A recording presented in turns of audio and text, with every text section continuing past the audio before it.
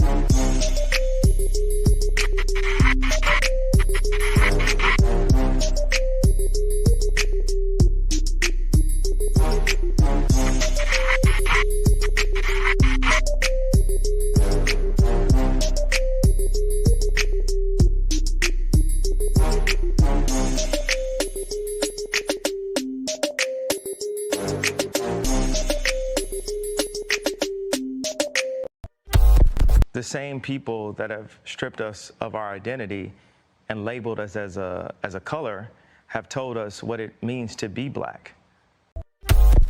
The white man is enacting a story all over the world. We left our homes and flooded the world. We smothered culture. We smothered knowledge. We erased history and rewrote it our way. Myself, my grandfather is 100% Ashkenazi Jewish. Claiming to be Jewish, Ashkenazi Jewish is just a conspiracy. White men claiming to be of tribes of Israel when I'm Germanic. You know, I have no ties to Israel, no ties to Judaism.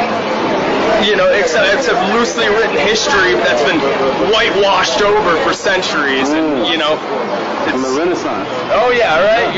You wipe everything clean. It's funny how exactly the Renaissance. It's this rebirth, but it's white rebirth. I think at the same exact time the Renaissance is happening, Columbus is sailing to America and committing genocide. The same people that have stripped us of our identity and labeled us as a color have told us what it means to be black. There's only one true ethnic Jew, the Mizrahi Jew, because they are Africans, and if you read the original Bible written in Phoenician Hebrew, they're not. Jewish people are not Europeans. The modern Jews in Israel are Russians or Khazars to be precise, from Russia. I learned it from my grandfather that he was because he was an Ashkenazi Jew. The same people that have stripped us of our identity and labeled us as a color have told us what it means to be black. I'm so glad you're here because you can bring great clarity.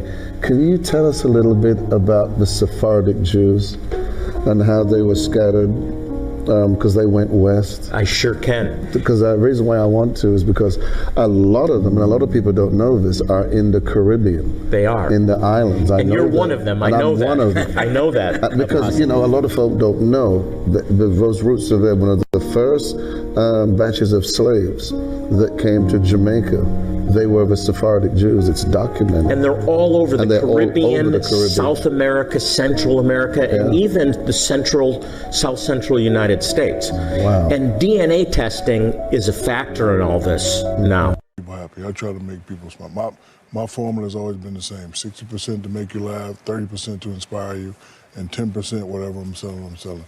You have to be aware of what you're doing. And you have to be aware that sometimes when you put stuff out, not everybody's gonna like it.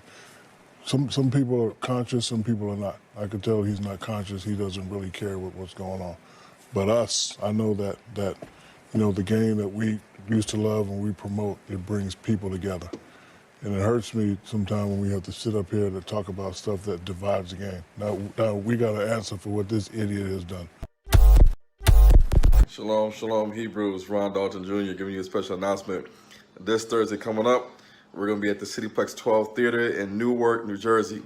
If you haven't seen the first movie, well, actually, if you haven't seen the second movie, but you've seen the first movie, you need to come out to the Cityplex 12 Theater in Newark, New Jersey. We're going to be showing the movie Hebrews Negroes 2, Revelation, The Age of Awakening, hosted by the Bethel International Church under Dr. Gloria Harris. You want to come out, get your tickets before that date because we have a limited seats that are available. And it hurts me sometimes when we have to sit up here to talk about stuff that divides the game. Now we got to answer for what this idiot has done. We got to answer for what this idiot has done. We got to answer for what this idiot has done. First of all, Adam's Jewish. You can't take my $40 million and insult my religion. If you're going to insult me, you have the right, but I have the right to say, no, you're not going to take my $40 million and insult my religion. I think the NBA, they made a mistake. We have suspended people and fined people who have made homophobic slurs, and that was the right thing to do. I think if you insult the black community, you should be suspended or fined heavily, depending. I saw they did the same thing to the kid in Minnesota this year when he made the gay slur. I think you should get suspended or fined. I think him acknowledging the Alex Jones thing should have happened with that too, because that dude's crazy. And I can't believe that we ain't talking about that. We're talking about this idiot. Genesis chapter 11, verse 10 explains the genealogy of Shem. Shem was a black man in Africa. If you repeat this fact, they can't laugh at you. If you repeat this fact, they can't laugh at you. If you repeat this fact, they can't laugh at you. Want to say peace and blessings to everyone. Let me make sure that my audio is correct before I continue. Let me make sure it's correct.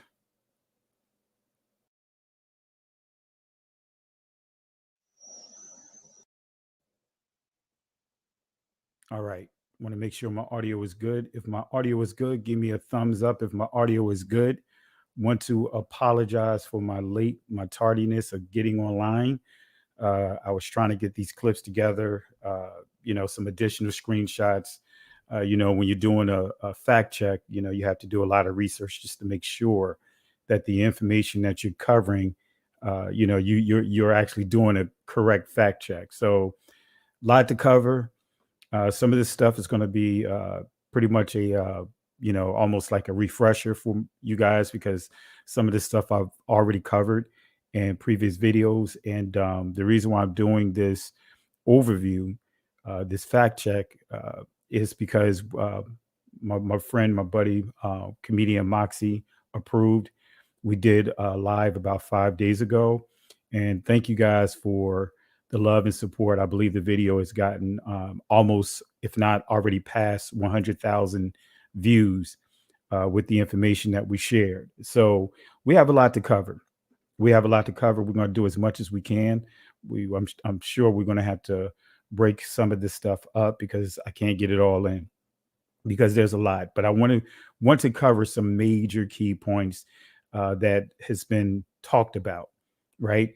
And we're going to go over a refresher, because it's good to go over these free refreshers in terms of what anti-Semitism is from a academic perspective, but also from a perspective of the legal side of things.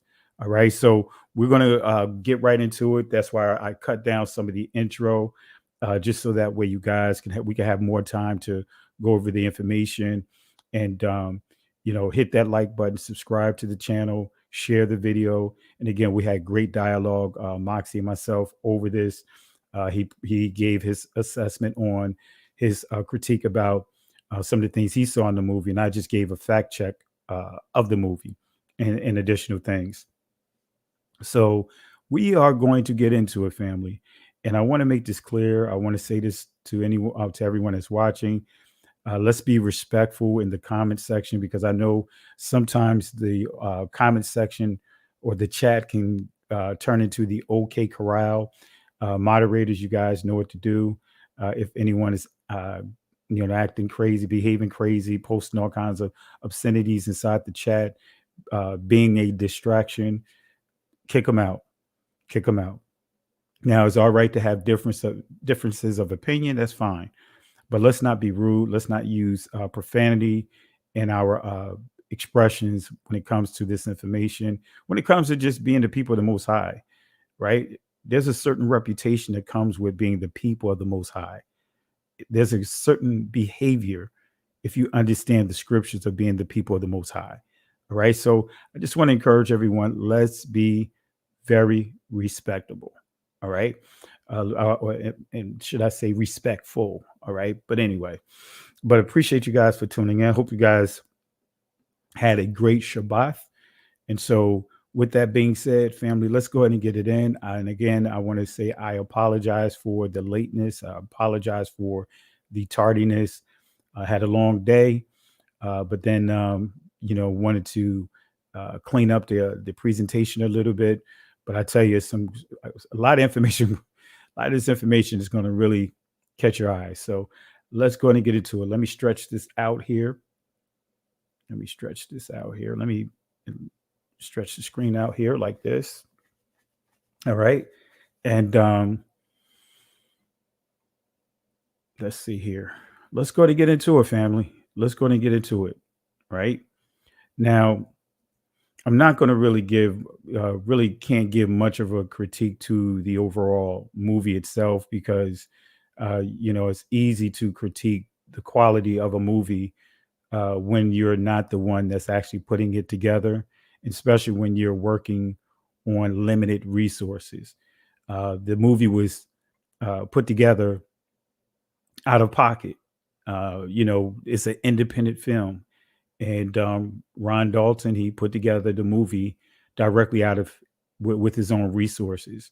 I would say the only critique I would have about the movie, the 3-hour movie, 3.5 hours to be exact, is that the monologue is, I believe, could be shortened down, and it can actually save. It'll save time. It'll remove some of the time, because I believe the monologue was almost 30 minutes in its length. And I think he could have kept that within 2 to 3 minutes. And then kind of anything he wanted to cover from the monologue, he could have, touched on it a little bit within the additional, within the video itself. That's the main critique I have for it, is just that, the introduction, the monologue, pretty lengthy. But I'm not going to critique the overall presentation, because again, it's easier being armchair next day Monday morning quarterbacks of a work that someone else has done, when you didn't do the work, when you didn't sacrifice your time and effort into putting together the presentation. And I know for me, I've done high level production, and it takes a lot, man. It takes a lot. It takes a lot, right? It takes a lot, especially for me. I do my own graphics. I do my own arrangements. When I put together these videos, and even you guys could tell, even with this PowerPoint, I have an outline, and then I go step by step, line by line, to make sure the outline covers what needs to be covered. So again, I'm not going to critique his video from that perspective, as far as creativity and all that. I didn't think it was a good critique by Candace Owens when she compared it to a PowerPoint presentation. And I just don't agree with that. But again, at least she took the time out to watch the movie. All right. And also my other critique is he showed some clips that was pretty lengthy. And I think he could have shrunk the clips down from old documentaries and just highlighted the parts that he wanted to highlight, and maybe provided a brief commentary over that. But outside of that, family, that's all I have to say about that, right? That's get into some Forrest Gump, right? That's all I have to say about that, right? But anyway, so let's go ahead and get into it, family, because I will say the book, if you coming into this awakening for the first time, it gives a lot of information, a lot of historical references and sources is contained within the movie, within the documentary. That if you are a geek, if you're a junkie for information, he's quoting a lot of sources within the movie, uh, and give you a lot to start off with. So I've gotten emails, I've gotten phone calls of those from those that know me from ministry, from when we were still our ministry was still in Christianity. They reached out to me asking questions, right? So again, very appreciative to what the work that Ron Dalton has done and others that are doing to wake up our people, right? And moderators, just be on the lookout, because the trolls, they will come out with all kinds of uh, you know spamming, right? So with that being said, let's get into it, family. 16 minutes in, I don't want to take up too much time that can be delegated to the actual presentation. All right, so here we go. I want to start off with Daniel chapter 7 verse 25, because it is imperative for us to understand, right? And he shall speak great words against the Most High, and shall wear out the saints of the Most High. Think to change times and laws, and they shall be given into his hand until a time and times and the dividing of times, right? So many, when they teach this text right here, many will focus on the Shabbat, right? We know the Shabbat, the ancient Israelites, the followers of the way, Apostle Paul and all those guys, they honored the Shabbat. You can't get around it. We know that they honored the feast days, right? Apostle Paul taught, when you read his letter to the assembly in Corinth, he made it clear that the Messiah is our Passover lamb. And then he went on and said, let us honor the feast. So they were honoring the feast days, which is a Shabbat, right? We know Isaiah 56 makes it clear for the sons of strangers to honor the Shabbat and honor the feast days. The Shabbat, when he mentions about the covenant, right? The seventh day Shabbat is included in it. And then when you see Shabbats plural, we know that he's referring to the feast days. So here we see it says he shall speak great words against the Most High, and shall wear out the saints of the Most High. Family, this word saints, that is a Catholic word. That's a word of confusion. The proper understanding of this text, this is dealing with the holy people of Israel. Has nothing to do with a church. Has nothing to do with a religion. Has nothing to do with Christianity, Catholicism, Judaism. Has nothing to do with that. It deals with it. This is referring to the bloodline descendants of Israel. But then when it goes on to say, and to think to change times and laws, now we're getting into the instructions of the Most High. It's more to it than just referring to the Shabbat, right? It's more to it. And they shall be given into his hands until a time and times and the dividing of time. So wear out. Let's see what it means here, right? Balai means to fail, to wear out, decay, consume, use up completely. But then we also see to harass constantly. Now, I'm sure each one of you guys, when you came to the understanding of who you are and you began to share with loved ones, they began to harass you. They began to exhibit the behaviors that they try to point the fingers, like with the camps, right? Some of the camps out here that are standing on corners, and some of them being very belligerent to people. They try to compare you to that, when actually they began to behave the way that they try to point fingers at others.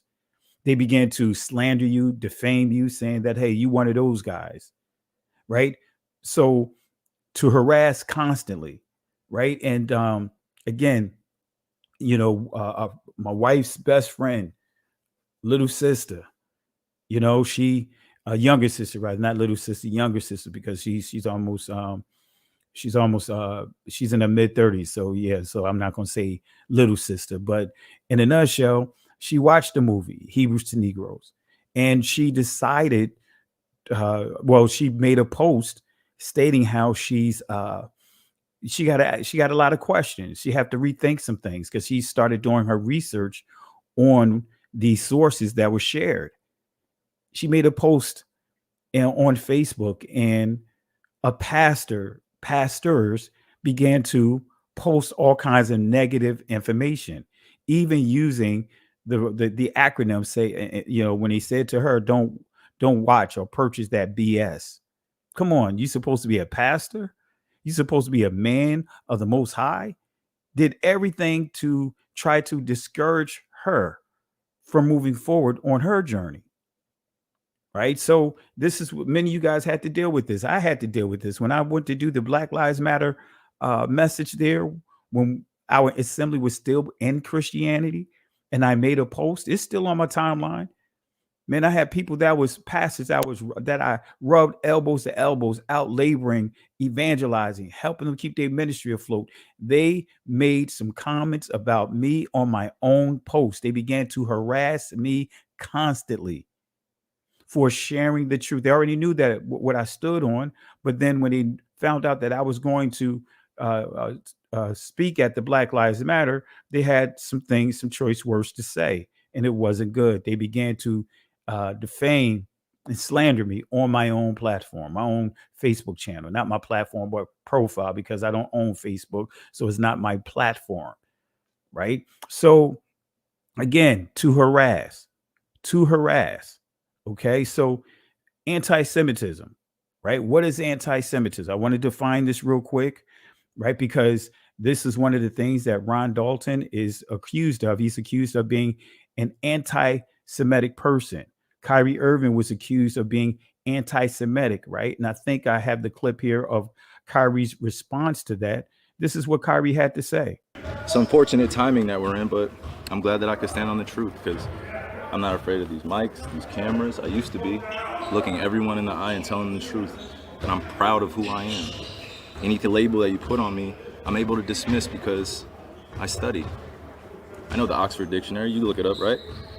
One of the biggest mistakes I had in being a kid was not knowing European or Western language until I started looking it up and understanding the definitions and why they say, if you want to trick a black person, put it in the book. I was wondering my whole life why they said that. Now I'm 30 years old and I know reading is a superpower because it helps me understand where I'm going and where I come from. Like a tree with roots. Kyrie, the documentary listed among falsehoods. It said the Holocaust didn't happen. Do you believe the Holocaust those falsehoods are unfortunate. And it's not that I don't believe in the Holocaust. I never said that. Never, ever have said it. It's not come out of my mouth. I never tweeted it. I never liked anything like it. So the Holocaust in itself is an event that means something to a large group of people that suffered something that could have been avoided. No one said we had to practice racism. No one said we had to treat each other like garbage. All right. So they were trying to paint that picture. And here's the last clip right here. I think this is the clip when he really goes in about anti-Semitism, when he said how can he be anti-Semitic when you have knowledge of self? Here it is. Kyrie, for the record, do you have any anti-Semitic beliefs? Again, I'm going to repeat. I don't know how the label becomes justified because you guys ask me the same questions over and over again. But this is not going to turn into a spin around cycle of questions upon questions. I told you guys how I felt. I respect all walks of life and embrace all walks of life. That's where I sit. I think what people want to hear, though, is just a yes or no on that question. Yes or no. I cannot be anti-Semitic if I know where I come from. I cannot be anti-Semitic if I know where I come from. I cannot be anti-Semitic if I know where I come from. All right. So he made it clear he cannot be anti-Semitic when he know where he come from.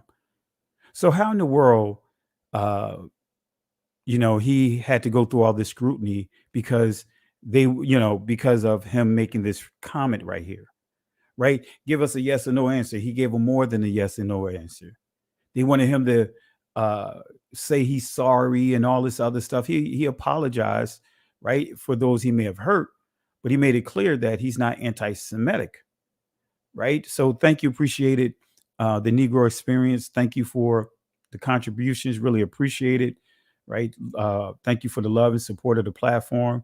And I see you got the blackface Valentine's Day card up on your screen. I got some information I'm going to share on that.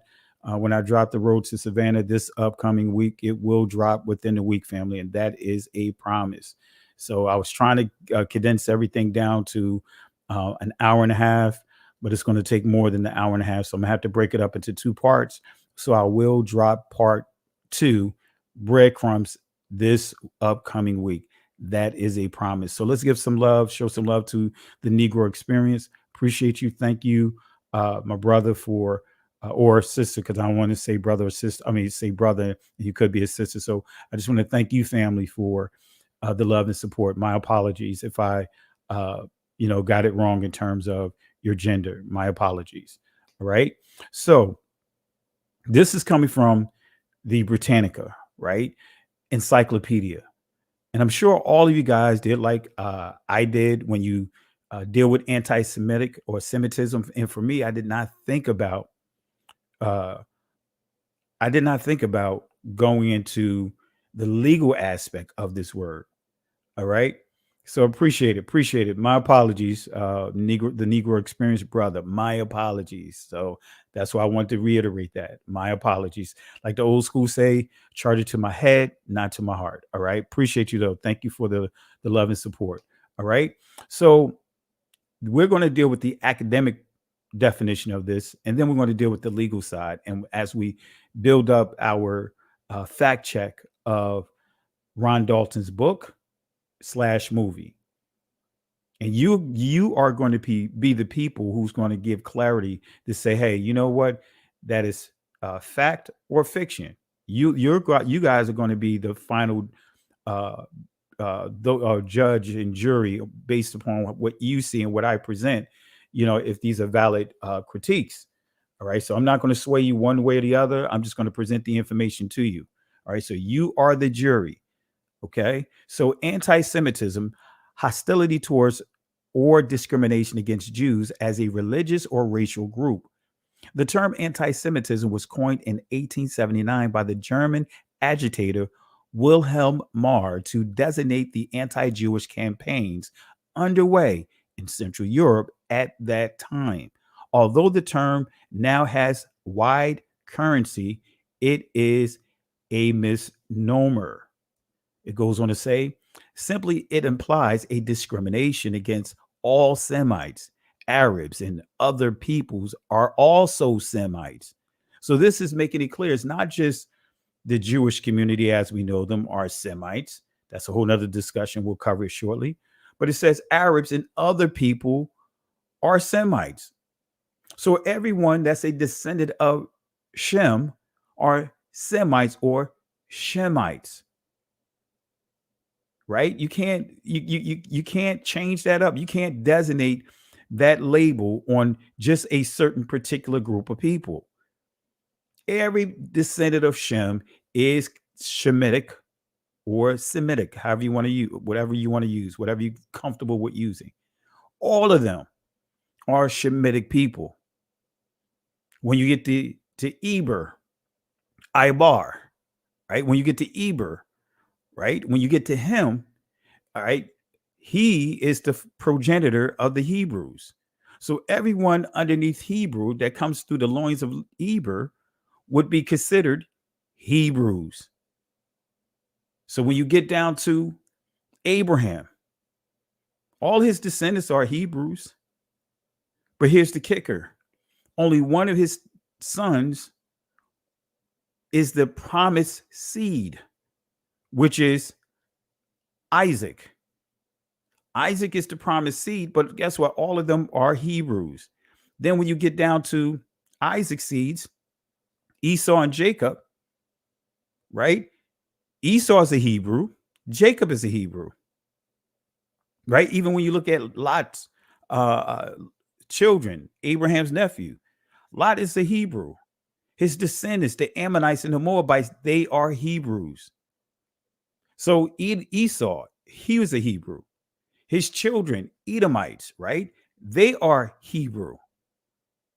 But there's only one Israel. Jacob, the descendants of Jacob are Israelites.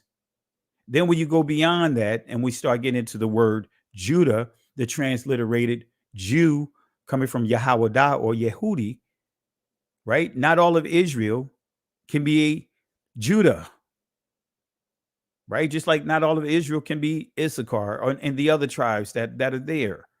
But anyway, so that's how you understand the tree of nations, that table of nations.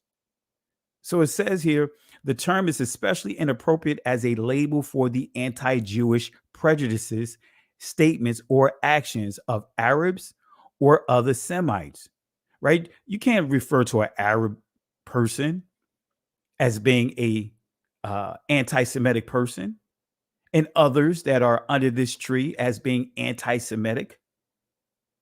Now, if you want to say that the anti-Israel, that's a whole different narrative. If you want to say the anti-Judah, because you can't say they use the word Jew interchangeably with all of Israel, as I just pointed out.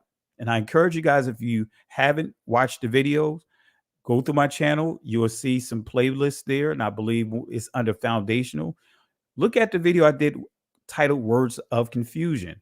Also look under documentaries and lectures. You'll see a full video of Benjamin Friedman, Facts or Facts, and he literally breaks down and gives you the deception behind the label. Okay, but anyway, Nazi anti-Semitism, which culminated in the Holocaust, had a racist dimension and that it targeted Jews because of their supposed biological characteristics, even those who had themselves converted to other religions or whose parents were converts. So this is telling you that even if you are a convert, you're not a blood descendant of Israel, you can still be covered under the umbrella of being of anti-Semitism. That's what this is saying.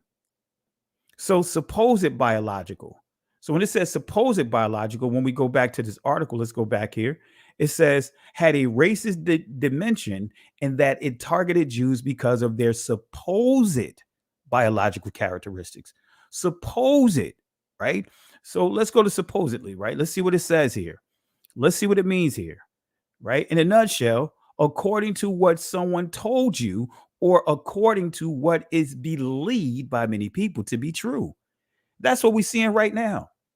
And we're going to get to the root of why there's so much anger right now.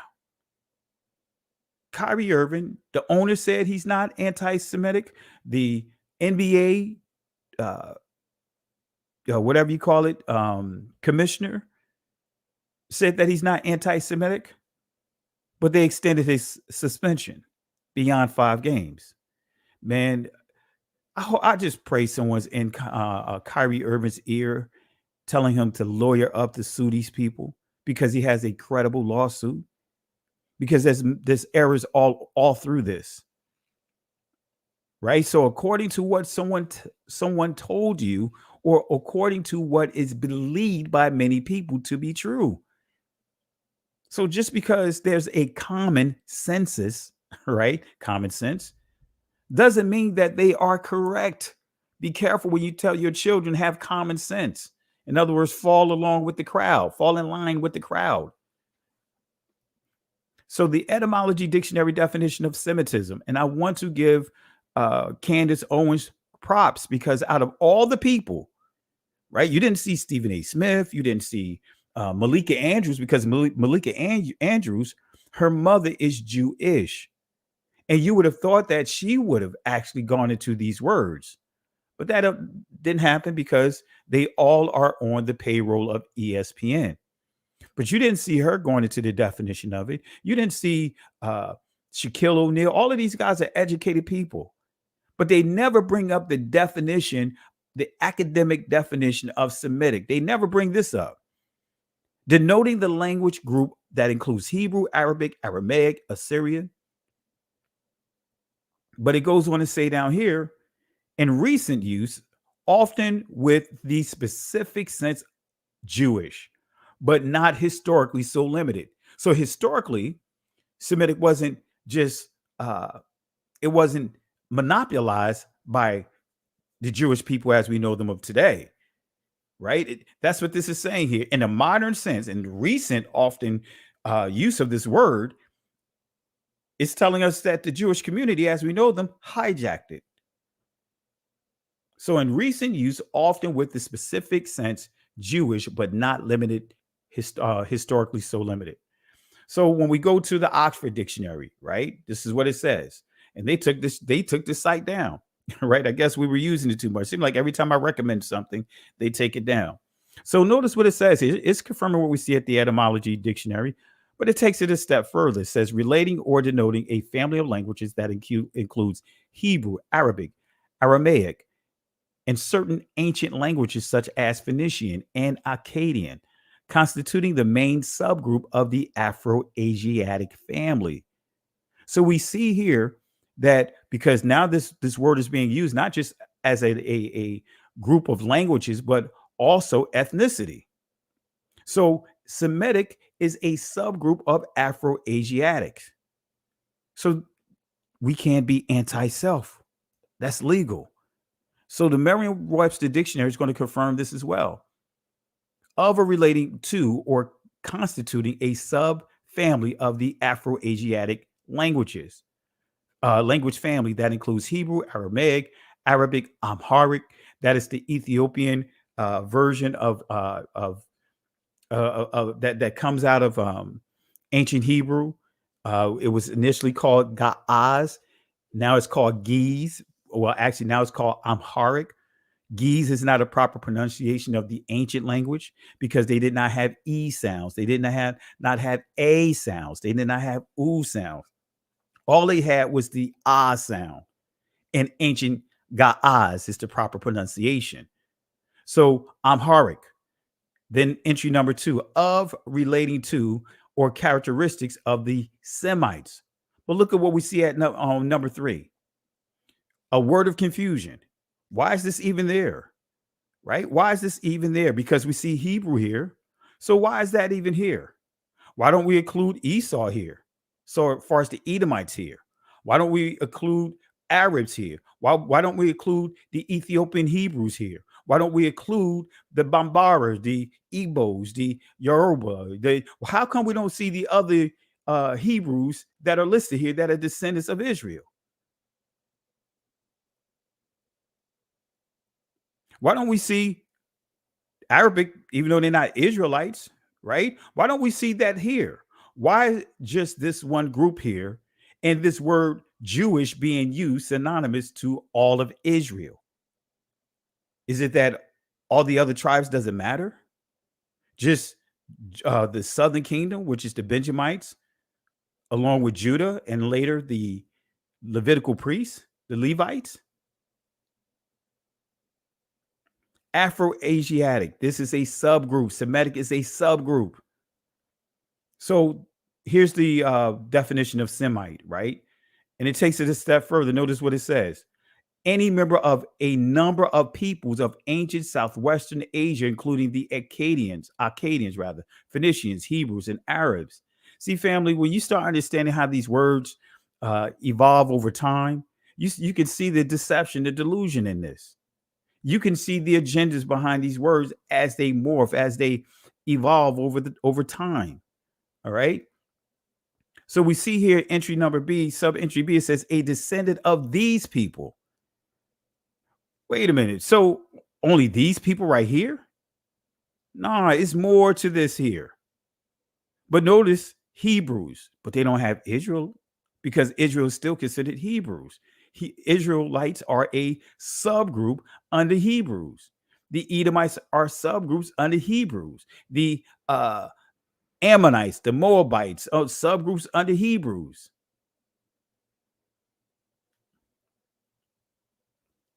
All right. a descendant of these people. Okay. So again, you guys remember this, the origins of Africa's name. I'm just going to read this real quick, right? Who wrote a history of the Jews in agreement with the history of Moses. The legislator relates that there were many sons born to Abraham by Keturah.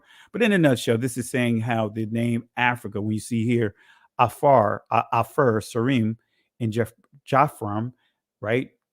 Down here you see, and that from the other two, Afar and Jabron, the country of Africa, took his name. So it's saying that the name of Africa comes from Abraham, which means that the name itself, according to the historian Josephus, is a Shemitic name. Just the name alone, Africa, Shemitic name. Okay. So let me see here. So let me show you this video here, and then we're going to get into some of the critiques here in a second here about the movie. But I want y'all to pay attention to this here. This is Malika Andrews. She had a rabbi on there. You guys remember this here? You guys voted, but we're going to do this again. Tell me if you believe that this rabbi read the book or watched the movie. And I can tell you emphatically, just based off of his response, he did not watch the book. I mean, read the, I'm saying it backwards, watch the movie, nor did he read the book. Here we go. Why is the material in this book and film so deeply offensive? Absolutely. So just here in Los Angeles, the Los Angeles City Council passed 2 days ago the definition of anti-Semitism according to the IHRA, which is the International Holocaust Remembrance Alliance. And in that definition, it says that a perception of hatred to the Jewish community is the definition of anti-Semitism. Now, somebody asked, Charles Barkley asked me 2 days ago, have I read it or seen that movie? And so when he asked, I looked it up and I started seeing what those anti-Semitic tropes were. Number one, there's untruths there. And when untruths are then seen as truths to the next person, that leads to very dangerous consequences. So he didn't read the book, nor did he watch the movie. He defaulted saying anti-Semitic tropes when he looked it up. What did he look up? The Rolling Stones article. He did not read the book. He did not watch the movie. He just, they fell in line with their talking points. That's all they did. They fell in line with their talking points. So let's go to get into the legal definition of anti-Semitism, because this is important. And I'm going to play a couple of clips by Kanye West as we get into this. But actually, I'm going to give you some of it now, and then we'll play a particular clip in a second here.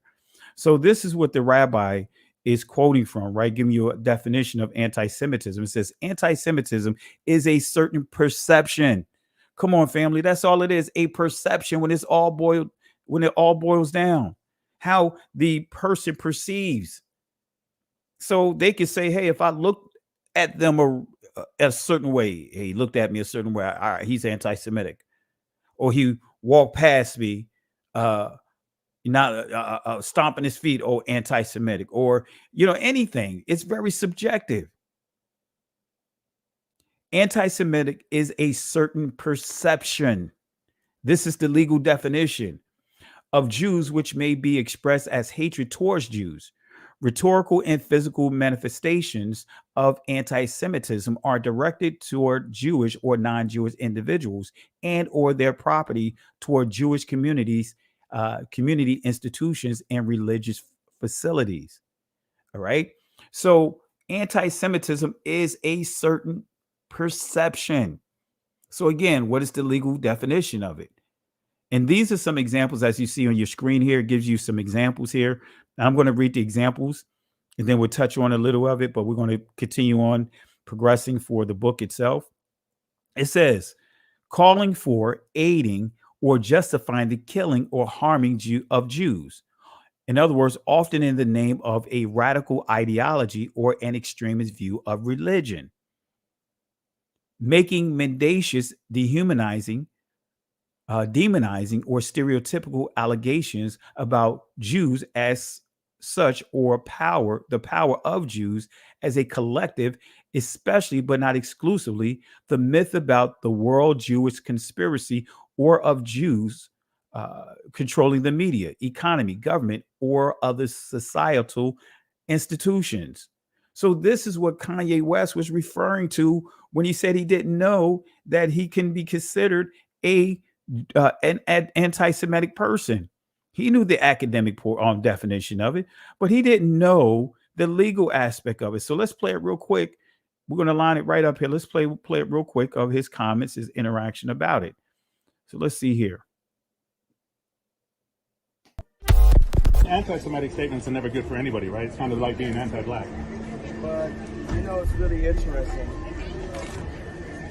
I didn't realize that I could be considered anti-Semitic till I read one of the definitions of anti-Semitism. Look at this.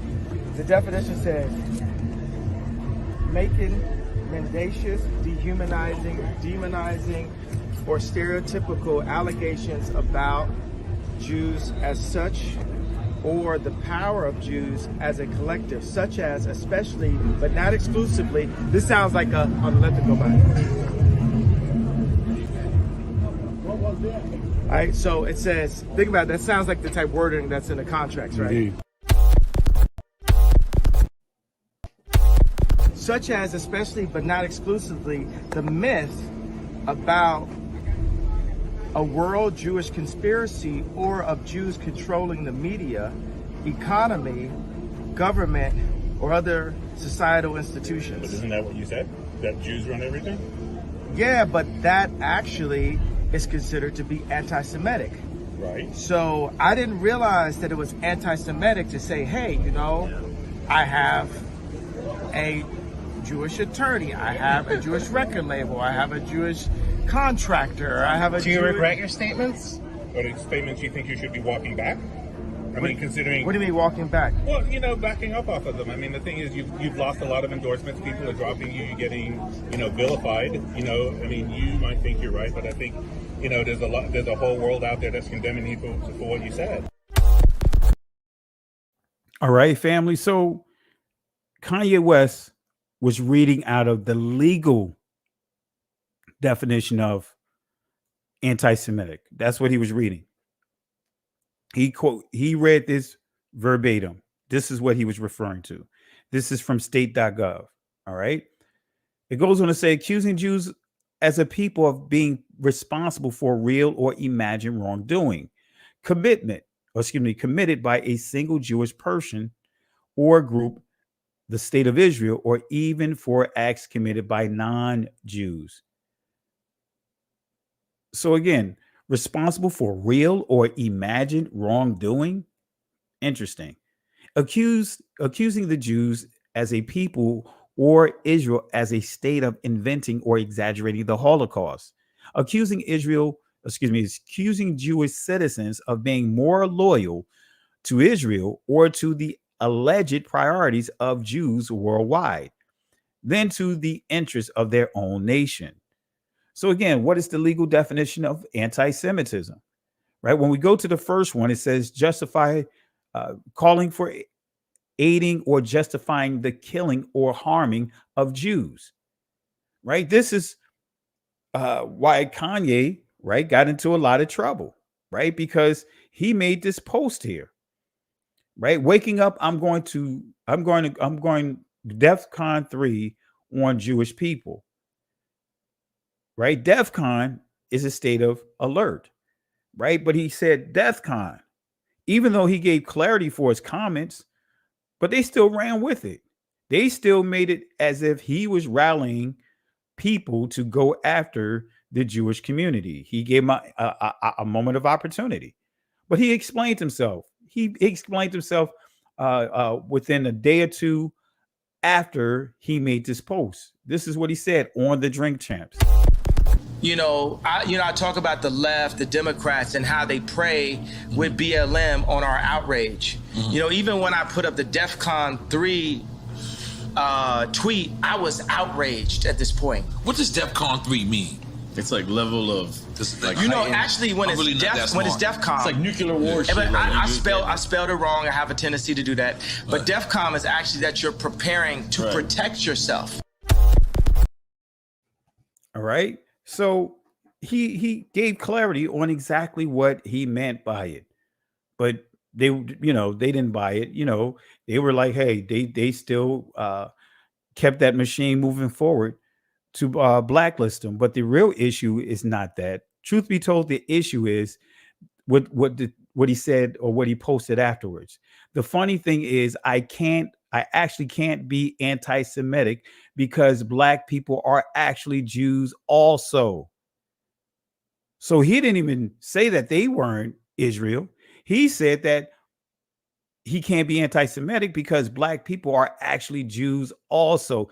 That's the real issue that we're dealing with. That's why he is, he's getting raked through the coals, right, so to speak, through the fire, so to speak, because of him stating that we are the people of the book. So again, the legal definition of anti-Semitism. Notice the next bullet, right?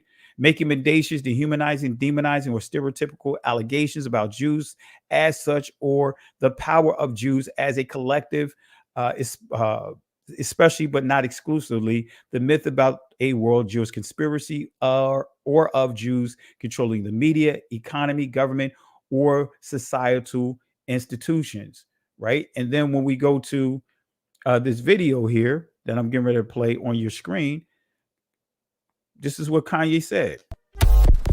Okay, so this right here is a chart of Universal Studios, 20th Century Fox, ABC News, CBS News, Columbia Pictures, Warner Brothers, ESPN Sports, Fox News, Washington Post, Metro Goldwyn Mayer, MTV Music Television, Nickelodeon, USA Today, Wall Street Journal, Comedy Central, NBC Entertainment, Google, what else do we have?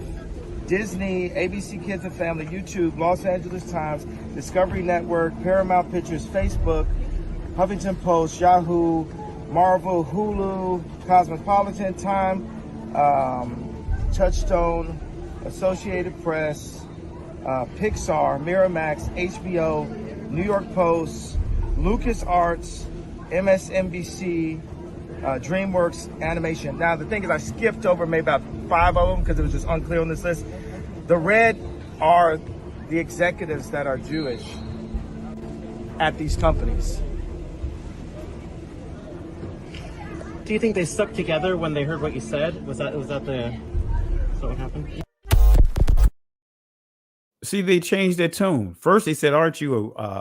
Don't you feel bad because you're being banned and all these different things?" But once he gave them facts, they changed the stance. Oh, is this the reason why they all came together? Absolutely.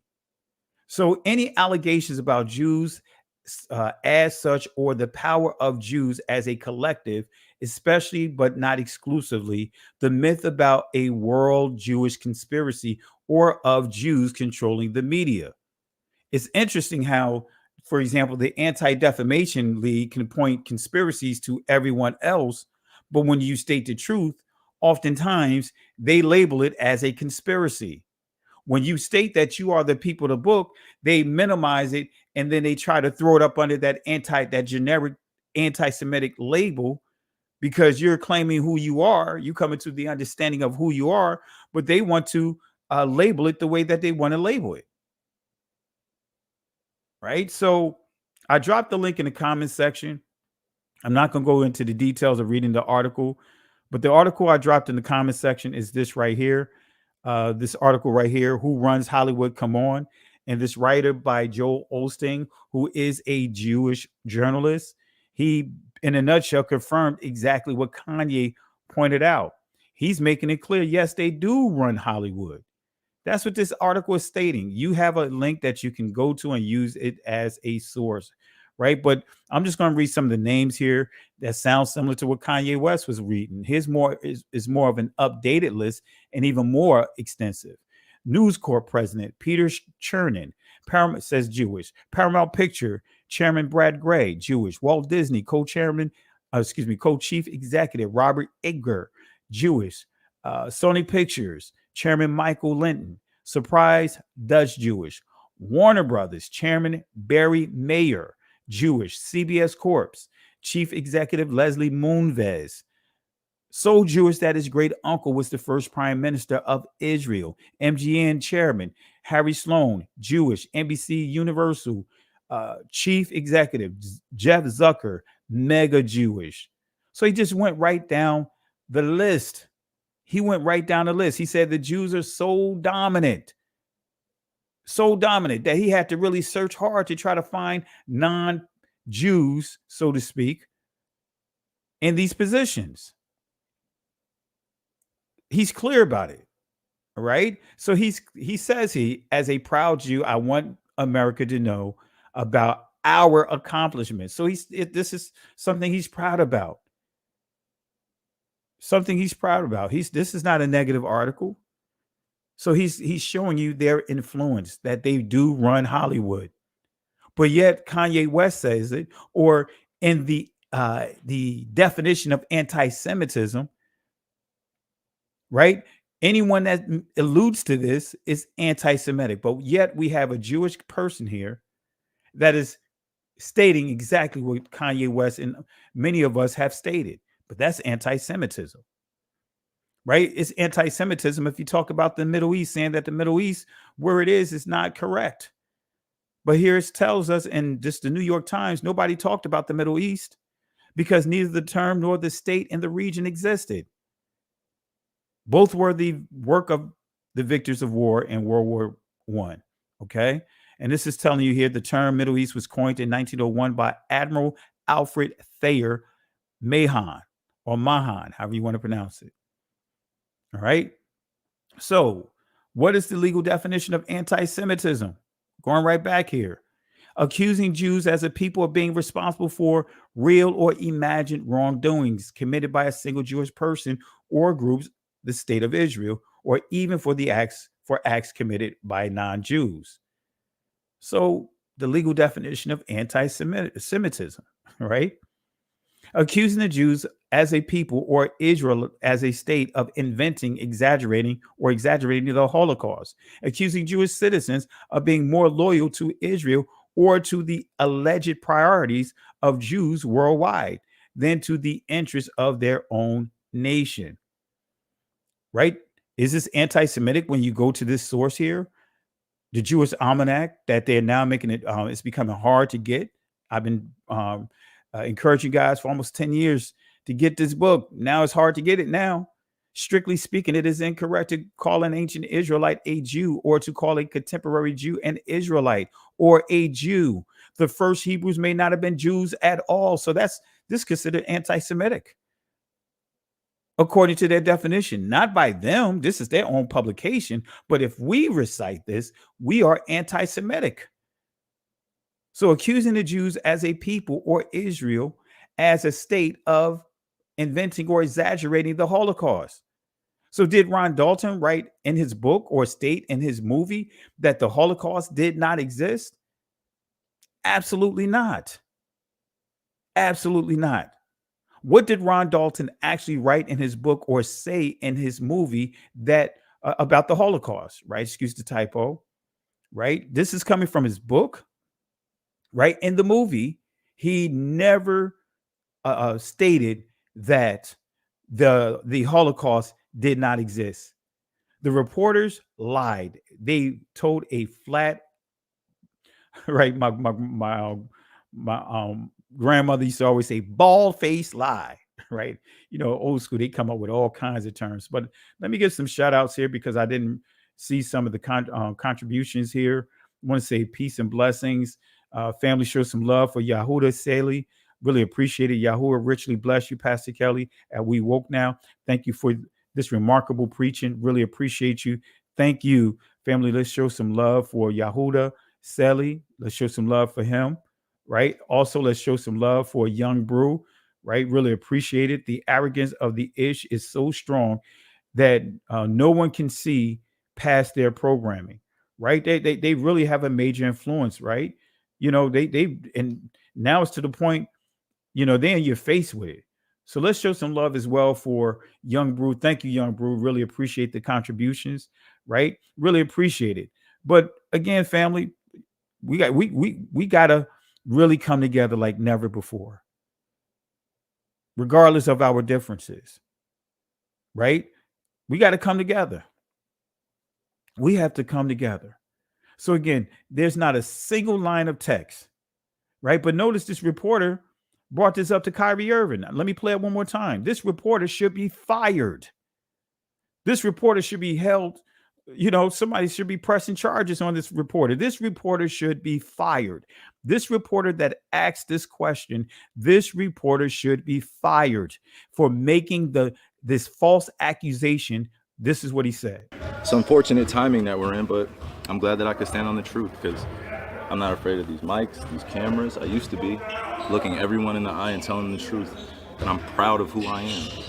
Any label that you put on me, I'm able to dismiss because I studied. I know the Oxford Dictionary, you look it up, right? Just one of the biggest mistakes I had in being a kid was not knowing European or Western language until I started looking it up and understanding the definitions and why they say, if you want to trick a black person, put it in the book. I was wondering my whole life why they said that. Now I'm 30 years old and I know reading is a superpower because it helps me understand where I'm going and where I come from. Like a tree with roots. Kyrie, the documentary listed among falsehoods. It said the Holocaust didn't happen. Do you believe the Holocaust those falsehoods happened? are unfortunate. And it's not that I don't believe in the Holocaust. I never said that. Never.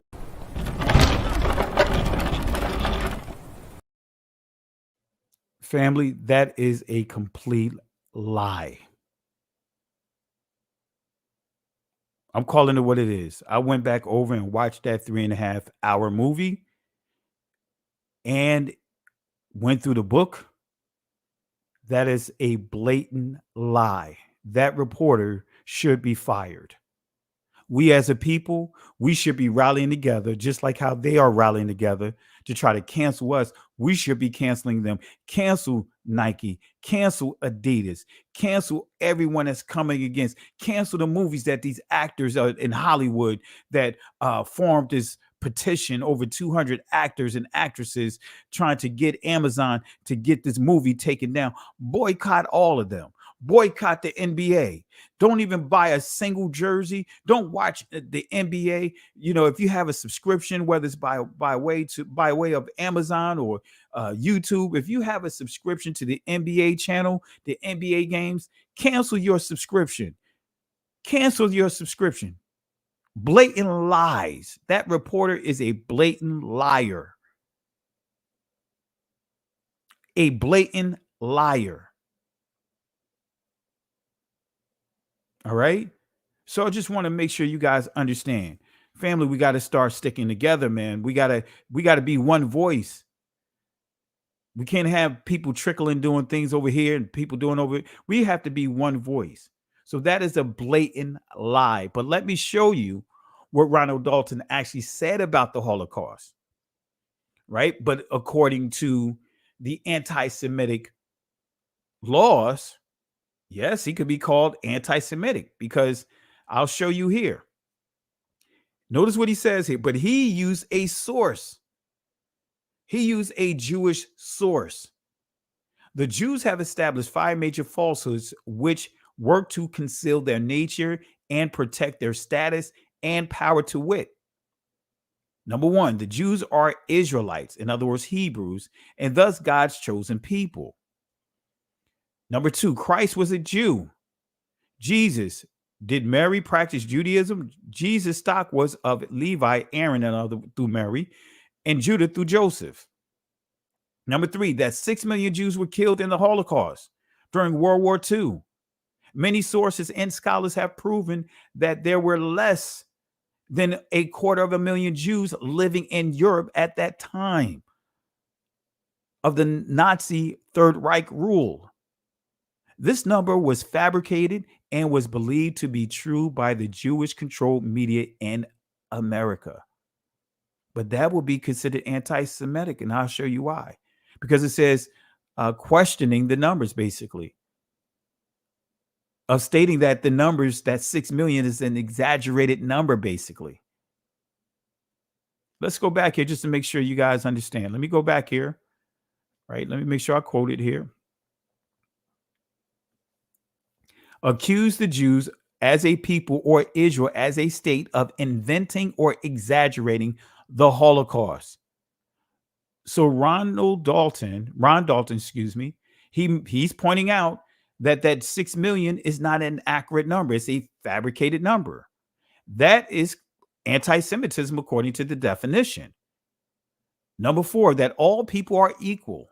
All people are not equal in the religion of Judaism. We are considered goyim or goy, just like cattle. Goyim is plural. Goy is singular, just like cattle. Number 5, the Jews are just another religious group. The Jews today are are Europeans whose ancestors converted from paganism, right? Or pagan religions to Judaism religion. All right. So they converted from paganism to Judaism, to the Judaism religion. Being a Jew, which is a follower of Judaism, is basically a religion.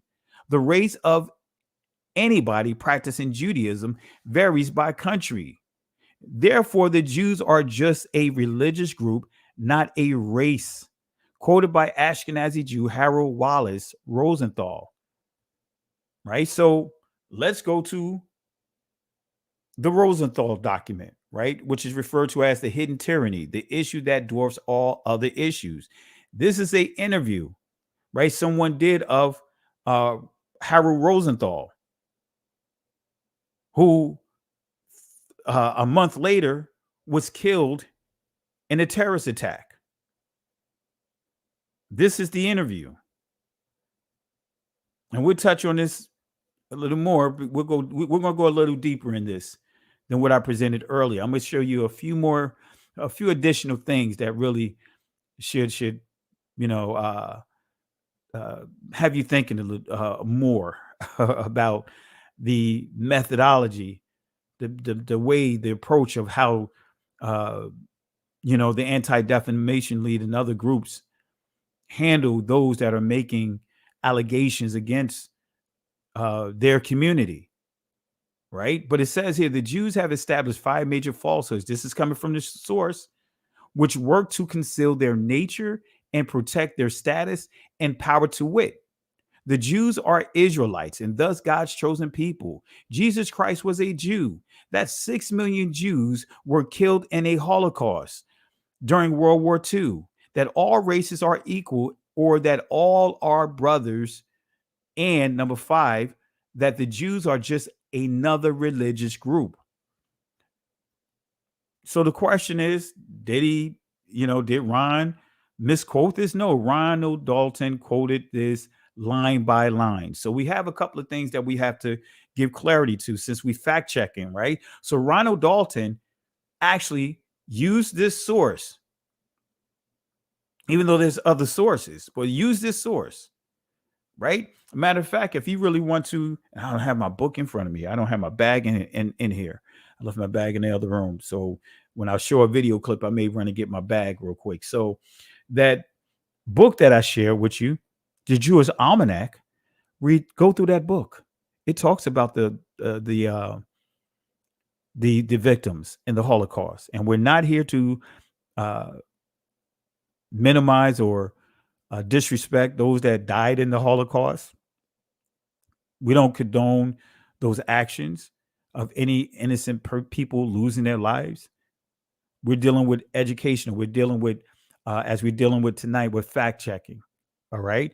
But this is not a form of disrespect. Right. So who is Harry Rosenthal? Right. Why are there coins? And we're going to get to Harry Rosenthal. But right now, right, why are there coins with prior to the Holocaust? Man, excuse the type. I should have went back over it and corrected this. I keep forgetting to do that. I'm a matter of fact, let me correct this right now. Right. So that way, if I have to touch on this in the future, I'm not apologizing again for my my grammar here. And I can't adjust it here because I got these things in front of it. So I'm gonna have to blame Jay Highstyle for the reason why my stuff is all jacked up here. Right. Jay Highstyle, it's been a while since I pointed the fingers at you, so I'm pointing the fingers at you tonight. All right. But anyway, why are there coins with coins prior to the Holocaust that has both the Nazi swastika and the Zionist symbol, the Star of David, on them? Why is it? Right. This is the front side of the coin. This is the rear side of the coin. This is coming from Germany. Right. When you understand Germany, right, when you start understanding what Whoopi Goldberg said, Whoopi said, hey, that the situation in with Hitler and the Jews, the Ashkenazi Jews, was not a race war. It was a war, of course, you made it clear it was acts against humanity. But the key is, she said it wasn't a race. It wasn't a race war. Why? Because they both are part of the same race. They both are Caucasians. So the question is, why do we see the swastika? Because the Nazis was a political party in Germany. And the Zionists was a political party in Germany. So why do we see these two political groups on the same coin? That's the question that we should be seeking answers for. But again, showing this information can be considered anti-Semitism. Right? That's right, Jay Heisa. You knew it was coming, right? It was long overdue, right? It was long overdue, right? So let's continue on here. Now, these are some articles. You guys probably remember me showing this in the last time I did this presentation, but periodically, every now and then, I'll pull these presentations out, these news articles out, because we'll see that well before the Holocaust, 30 years prior to the Holocaust, we see the number 6 million being put out there about the situation. We see here 6 million Jews. 6 million Jews says 6 million Jews will need help to resume normal life when war is ended. Right? And this is the original article from the New York Times. October 18th, 1918. Well before the Holocaust, Ukraine Jews aimed to stop pogroms. September 8th, 1919. We still see the same thing. 6 million are in peril. Said 127,000 Jews have been killed. 6 million in peril. United States and given what? Over at least $60 billion to Ukraine. At least $60 billion. Right? But anyway, that's that, just thought I'd throw that little tidbit in there. So Ukrainian Jews aim to stop pogroms. This is the actual article, the archive article that's on the New York Times page. We see it again. Another article, the sad plight of the Jews. But the key is, says here, disease, about 6 million souls, or half the Jewish population of the earth. So they're saying at this time in 1919, there was basically 12 million Jewish people around the world, and half of them in this location, they had to worry about dying. It says about 6 million souls, or half the Jewish population on earth, are dealing with poverty, starvation, and disease. And this is the actual article. May 7th, 1920. Same thing. Same exact thing. 6 million face horrifying conditions of famine. This is the article right here. You still see that theme. Why are these articles important? Why? Because the Jewish community began to promote the narrative of 6 million Jewish victims 30 years before the Holocaust. 30 years before the Holocaust. But no questions are being asked. This is, and according to them, this is anti-Semitism if you ask questions on the accurate numbers. What? So they had the privilege to saying, hey, if you question our history, guess what? That's anti-Semitism. But they can question our history. They can go publicly and say, we're not the people of the book. But that's not anti-Semitism. What? Yes. We can't ask questions. We have to keep our mouths shut. That's anti-Semitism if you're questioning the 6 million number. That's anti-Semitism. Showing this article here is anti-Semitism. Poland agrees to change Auschwitz tablets. As you see here, it's telling us that the Jewish community of Poland, they have been trying to get the numbers corrected For over 50 years, it says after 50 years of deflecting the request of Jewish groups, the Poland government has agreed to change the wording. And it goes on to say more than 1 million Jews died during World War II. That's a reduction of the numbers. But if we point it out, that's anti-Semitism. They can write it. They can say it. But if we said what they said, then we're anti-Semitic. Current plaques do not fully reflect the suffering of Jews there and focus too heavily on the camp's non-Jewish victims. Wait a minute. So it's saying the 4 million number focused more on those that were non-blood relations to the Jewish people.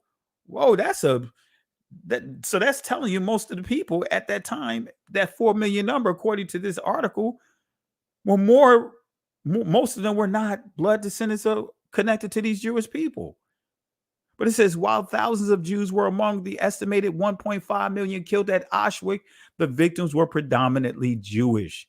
So it reduced, but even at 1.5 million numbers, it's not all Jewish people. That's why it says predominantly. It says most of them, right? But here's the tablets to the left on your screen. I'm going to zoom it in. 4 million people suffered and died here at the hands of the Nazi murders between the years 1940 and 1945. Then we go to the right? It tells us right here, 1.5 million men, women, and children, mainly Jews, from various countries of Europe, right? 1940 to 1945. It's right in our face. It's right in our face. But this will be considered anti-Semitism. This is anti-Semitic right here, showing these truths. All right, come on, family. Let's not have side conversations. We don't need to be talking about the woman king. The woman king. We don't need to do that. I'm putting whoever I see talking about the woman king, I'm putting it in timeout, right? Because we're having a discussion here, right? Don't want to deal with the no woman king. We're having a discussion on something that's aside from that. We don't need these side conversations. That's a distraction. Come on, family. Let's not be disrespectful to those that are trying to learn. Leave that woman king stuff alone. Yes, I made a post about the woman king, right? Of those that have been talking about the woman king. Hey, the woman king is promoting feminism and all this other stuff. So many falsehoods, but then the same people gonna go out here and promote the Black Panthers. Some of you guys probably got your Black Panther suits, and I want to make this clear. I love the women in our community. Yes, in the scripture, there are women leaders in our community. So I want to make that clear. But let's leave that conversation, save it for another time. Let's stop with the distractions. Let's focus on the task at hand. Provide your inputs on here. All right. So if I see anything about the woman king, guess what? I'm putting you in timeout so that way you can't make any comments. All right. And if you continue on, then I'm just going to boot you out the chat because that's disrespectful. All right. So here we go. Let's get back into it. This is more important than talking about the woman king right now. Anyway, you guys already had that discussion. So have it another time if you want to have it further that discussion. We're not having it tonight. Okay, so let's go to that Rolling Stones article and we're going to continue to fact check Hebrews to Negroes. Rolling Stones, John Blistine, Kyrie Irving boosts anti-Semitic movie peddling Jewish slave ships, right? And notice what it says here. Noted free thinker and basketball player Kyrie Irving took to Twitter to boost a movie and book, Hebrews to Negroes, stuffed with anti-Semitic tropes. That is the buzzword. Even Stephen A. Smith, talking about using this term anti-Semitic tropes, but he didn't watch the movie. We see a bunch of sellouts right now in Hollywood and the NBA. All of these guys got a little bag. They was given a little bag. And these guys are the biggest sellouts right now. Major disappointments from LeBron James. All of them now, they're trying to change their tune now because the heat is being brought to them. Man, cancel all of them. Cancel all of them. Every last one of them. The 2018 film was directed by Ronald Dalton and based upon his 2015 book of the same time. Now you're going to see some gaslighting here because this author flat out lied. Ronald Dalton needs to sue this person here. He needs to sue the Rolling Stones. He needs to sue this journalist. He needs to sue ESPN. He needs to sue the NBA. He needs to sue the Anti-Defamation League. He needs to go right down the list and press charges on all of them, but starting with the Rolling Stones. Kyrie Irving need to sue these guys. Throw that apology right back at them. You take a stand. You could get more money because they defamed your name. You may not ever play. You may get blacklisted, but at least take that stand. Do like Kaepernick did. At least Kaepernick took a stand. Knew that he was going to be blacklisted, and guess what? He's not in the league. I don't even like to use the term blacklisted. Whitelisted. Right? Kicked him out the league. He sacrificed his career. He didn't go back and say he was apologizing for taking a knee. Come on, family. Come on, Kyrie. Come on, those that are taking a stand. I give YAH credit. At least he didn't waver. He's still taking a stand. I give Candace Owens because she came out boldly and stood up for both of them. But what happened to the rest of these guys? Now they want to switch over. Oh yeah, Skip. Skip. I go in on Kyrie, Skip. I go in on Kyrie. I'm one of the hardest ones on Kyrie. Shannon Sharp. I'm one of the hardest one on Kyrie. But Skip. I cannot do it on this one. I think that they are going overboard with it. I think they're going overboard. The New Jersey Nets is going overboard, Skip. I can't support this, Skip. Come on. Kyrie brought it on himself, Skip. Come on, family. These are a bunch of hopping bobs. Man, let me pull my hopping bob out here. These hopping bobs and hopping bobettes. I never thought that I would live to see the day that I'm actually defending and bigging up Candace Owens. I have to give it to her. And family, you can hate on her all you want, but guess what? She did something that none of these guys did. She didn't throw Kanye West under the bus, nor did she throw Kyrie Irving up under the bus. So let's give him the hopping bob. This is hopping Bob. You run afoul of Bob, you run afoul of me. I'm tired, boss. He said it's too hot, boss. He tired. Too hot. He tired. Uh-huh. You tell that lazy jigaboo to the state of Mississippi I ain't interested in his meteorological assessment. Listen up, jigaboo. State of Mississippi ain't interested in your meteorological assessments. You tell him the state of Mississippi is only interested in getting this here ditch cleared by sundown. State of Mississippi wants this here ditch cleared by sundown. You got that, boy. Got it. Boss. He don't sound like he from around here. He from New York City, boss.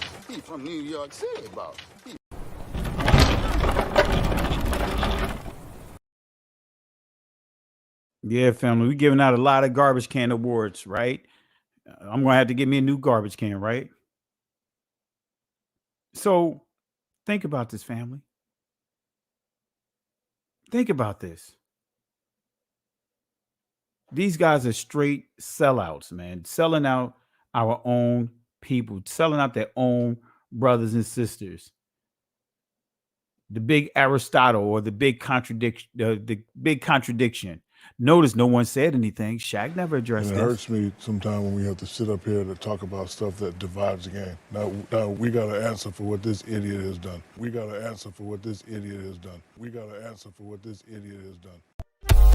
First of all, Adam's Jewish. You can't take my $40 million and insult my religion. If you're going to insult me, you have the right, but I have the right to say, no, you're not going to take my $40 million and insult my religion. I think the NBA, they made a mistake. We have suspended people and fined people who have made homophobic slurs, and that was the right thing to do. I think if you insult the black community, you should be suspended or fined heavily, depending. I saw they did the same thing to the kid in Minnesota this year when he made the gay slur. I think you should get suspended or fined. I think him acknowledging the Alex Jones thing should have happened with that too, because that dude's crazy. And I can't believe that we ain't talking about that. We're talking about this idiot. So you hear this knucklehead? You hear this hopping Bob? Like he gave Kyrie Irving $40 million out of his pocket. Right? The NBA commissioner didn't give money out of his pocket. That came out of the Nets owner pocket. That's the New Jersey Nets. And he is from China. These are straight hopping Bobs. Oh yeah, we're you know, Kyrie Irving, straight terrible. Kyrie Irving, we gave him money. We gave him our $40 million, $40 million. And we gave him $40 million. Straight terrible. Kyrie Irving is straight. He's an idiot. He's just an idiot. We gave him $40 million of our money. You ain't give him a single dime. Charles Barkley. Don't hear you talking about some of the other issues with some of the other people. Didn't hear you talking about what happened to Breonna Taylor. Don't hear you talking about what happened to, Tamar Rice. Don't hear you talking about what happened to Trayvon Martin. Don't hear you talking about any of those things, but you want to talk about this. Don't hear Shaq talking about it. Yeah, just what you talking about. What happened, Chuck? What happened to Trayvon Rice? He didn't talk about Trayvon Rice. Oh yeah, Chuck, let's talk about, what happened to,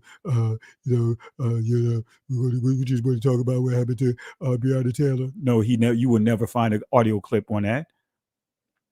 But yet these guys want to bash their own brothers and sisters. We's tired, boss. Anyway. So back to this article. All this gaslighting. So what he did was he took all the talking points that you could find on the Southern Poverty and the church themselves, they call themselves Christian apologists, took all these talking points, right, and laid it on. Used that to set up his narrative to go at Ronald Dalton. Made sure his readers, right, would look at this and automatically have a nasty, or should I say a negative view of Ron Dalton, or negative view of the material of the book, and also give them that fire that they wanted, that mob to go after Kyrie Irving, but ultimately go after this awakening. He just laid it on here. Notice what he says here. A description for the film states that it uncovers the true identity of the children of Israel, while a similar one for the book reads, since the Europeans and Arab slave traders stepped foot into Africa, blacks have been told lies about their heritage. Guess what? We've been told lies. He's not lying about this. Both suggest Hebrews to Negroes espouses ideas in line with more extreme factions of the Black Hebrew Israelites. Now, can we say the same thing? We could say the same thing about the ADL and some of these groups. They fall right in line with the KKK, with some of the things that they're saying about our community. Like they falling right in line with the KKK and with the blackface and all those different things that they have done with our community, using the word cushy as the N-word. We could say the same thing about them. We could put them right in the line of the KKK. And by the way, do you know that there was some Jewish people that was part of the KKK? Do you know that it was over 5 million Protestants from the church that joined the KKK back in the late 19th century, going into the turn of the 20th century? They were lynching our ancestors, our brothers and sisters. Do you know that? Do you know that the Jewish community weren't just slave owners? They weren't just auctioneers. They weren't just major players in the slave trade. They weren't just the banking system. Guess what? They were some that was part of the Confederacy. Guess what? You see Jews that's really pushing Democrats, even though they're on both sides of the house, but the Democrats. Well, guess what? The Democrats were the ones that was all about slavery. And guess what? The Jewish community benefited wholesomely from slavery. They were part of the ones that was saying, hey, we don't want to give up this our money like that. We don't want to give up our gravy train like that. We want to keep them in the, come on, family. They got reparations. Those not just those white people that non-Jewish per se, all of them got compensation when slavery ended. All of them got compensation from this government when slavery was ended. Look it up. Come on, family. We should be calling some names to this craziness that's going on. Come on, family. Let's knock this stuff out here. I don't know why this came up on here. Let's knock this foolishness up. I hope the moderators already caught it. All right. All right. See, like I said, this is when the trolls come out, when we sharing truth like this.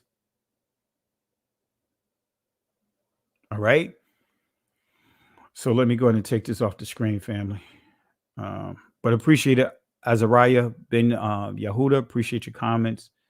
All right. Moderators, let's make sure. I know we're getting a lot of trolls tonight. Actually, every time we do certain presentations, they just come out. All right. The bots are going crazy out here. All right. So notice what they say here. Both suggest Hebrews to Negroes espouses ideas in line with more extreme factions of the Black Hebrew Israelites, which have a long history of misogyny, homophobia, xenophobia, Islamophobia, especially anti-Semitism. They got some other phobias up in here. We could say StreamYard phobia. We could say Zoom phobia. We could say, man, they got all they threw everything, including his kitchen sink, this particular writer here, to stir up the emotions of those that are reading this, to do that gaslighting, right? Black Hebrew Israelite movement is fairly broad, comprising, organization that, per the Anti-Defamation League, operate semi-independently. The movement generally, coalesces around the notion that Black people are the real descendants of the ancient Israelites. Said that, we in a nutshell, the notion that we are, right? So that's what that is anti-Semitism. But it wasn't just us saying that we the real people of the book, right? I got plenty of clips. I just don't show them, but plenty of clips of Caucasians stating that we are the people of the book. But the notion that Black people are the real descendants of the ancient Israelites, the notion, I hope y'all pay attention to this. Come on, ADL, talk about the Limbers. Come on, ADL, talk about the Igbo people. Come on, talk about some of the other tribes, the Yorubas. Talk about the Ethiopian Israelites. I don't want to just say Jews, Israelites. Talk about all of them. Talk about the philosophers. I mean, just go right down the list. Let's talk about them. Talk about the Native Americans that James Adair discovered here inside here. Some Native Americans that was writing Hebrew, speaking Hebrew culture here in the United States well before any of these ships from Spain landed here. Come on, family. Come on, family. We got to call this stuff out. I'm going to give you up. We're going to touch on a couple of things here that they won't touch on. They won't touch on this video that I play every time, and I do it purposely. I do it purposely. They won't touch on this video right here. I'm so glad you're here because you can bring great clarity. Can you tell us a little bit about the Sephardic Jews and how they were scattered because they went west? I sure can. Because the reason why I want to is because a lot of them, and a lot of people don't know this, are in the Caribbean. They are. In the islands. And you're one of them. I know that. One of them. I know that. Because, a lot of folk don't know that those roots are there. One of the first batches of slaves that came to Jamaica, they were the Sephardic Jews. It's documented. And they're all over the Caribbean, South America, Central America, and even the South Central United States. Wow. And DNA testing is a factor in all this now. See, you don't hear them saying anything about that, family. You don't hear them talking about that. You don't hear any of this coming up in discussion. Why don't we hear it? Why don't we hear it? Come on, Anti-Defamation League. Why don't we hear? Why only thing we hear, if we do hear something about Israelites, is black Jews. In other words, converts to Judaism. Come on, family. Why don't we hear about that? Why don't we hear about that? Why don't we hear about the going into the more detailed understanding Southern poverty?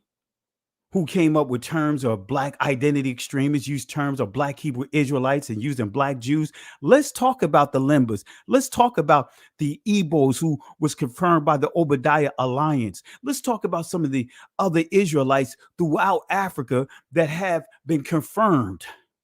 How come we don't talk about them?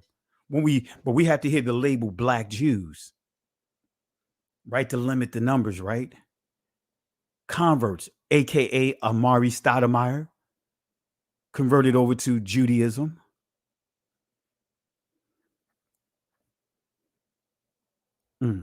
Anyway, so it goes on to say here, the movement generally coalesces around the notion that black people are the real descendants of the ancient Israelites, with more extreme factions claiming that blacks, like, notice what it says, with more extreme factions claiming that black people have been robbed of their identity as being God's chosen people via the Southern poverty law. Absolutely, we have been robbed. We've been robbed, especially those that have done your DNA. And you see Limba when you go to Jet Match and you see some of the other groups there, or when you go to 23andMe and you see Igbo on your results, when you go to,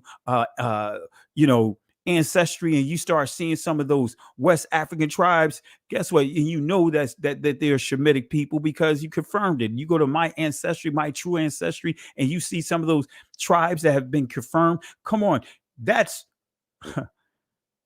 not assumptions. How come the Southern poverty don't list those things there? Robbed of their identity as being God's chosen people. It is those extremist sects that have often parroted classic anti-Semitic tropes that, like claiming European Jews, often referred to as the synagogue of Satan, wield outsized control over society, especially in the industry like the banking and media. In the media, they've also pushed anti-Semitic claims that Jews are responsible for slavery and the effeminizing of black men. At one point in the purported documentary, Irvin shared, Dalton, who also narrates the film, brings up the real truth about the slave trade. We already dealt with this, but he claims, but before we get to this point, family, let me bring up a little nugget here. I wasn't going to do this, family. I wasn't going to do this, family, because this is some of the stuff coming in that's from the road to Savannah. But let me just show you a little nugget here. Let me show you a little nugget here. This is going to be in the road to Savannah. I'm trying to get it in part 2. If not, it will definitely be in part 3. Let me show you a little nugget because I got all kinds of maps and everything. But let me show you a little nugget here that that I've had this for years, but I'm putting it in road to Savannah. I haven't made a lot of these sources public. But let me bring it up here. Let me see here. Let me pull it up here. Let me pull up a quick source here. All right, let's see here. I think it's this one. Is this not still away? Let me see which one is here. I got so many presentations, family. Let's see here. That's not it. Let me see which one is it. This one. I want to share just one little nugget with you guys to encourage you guys to be ready for the road to Savannah. Let me show you a little nugget here. All right, let's see here. And we'll get back to this here. Let me show you a little nugget here. Right? Let me show you a little nugget here. Let me show you a little nugget here. Let me pull this up here. There's so many sources out here, family. Let me show you this here. Let me show you this here. Let me show you this here. All right. Let me see here. Bear with me 1 second. All right, let me show you something. Let me show you a quick nugget, and then I will get back to our scheduled program here. Let me see here. All right. All right. Y'all see what's on the screen, family? Y'all see what's on the screen, right? This is the Encyclopedia of the Diaspora, Yale University, page 9. And notice what you see listed here. This is dealing with the Israelites scattered abroad. Notice notice what you see here. Ethiopian Jews, Israel. Wait a minute. We see Afro-American. Notice what it says. Israel is telling you where they're scattered at. Afro-Americans, Israelites. Uh-oh. Uh-oh. Uh-oh. You know I got to throw a little geek mode in here. I've been having this for quite some time. This is going into the Road to Savannah. I'm sharing some sources on Road to Savannah. But guess what? Uh-oh. This is coming from the Encyclopedia of the Diaspora, Yale University. Afro-Americans? Israel? Let's give it a 3-piece for all these lies out here. In university, this source right here is considered to be anti-Semitic.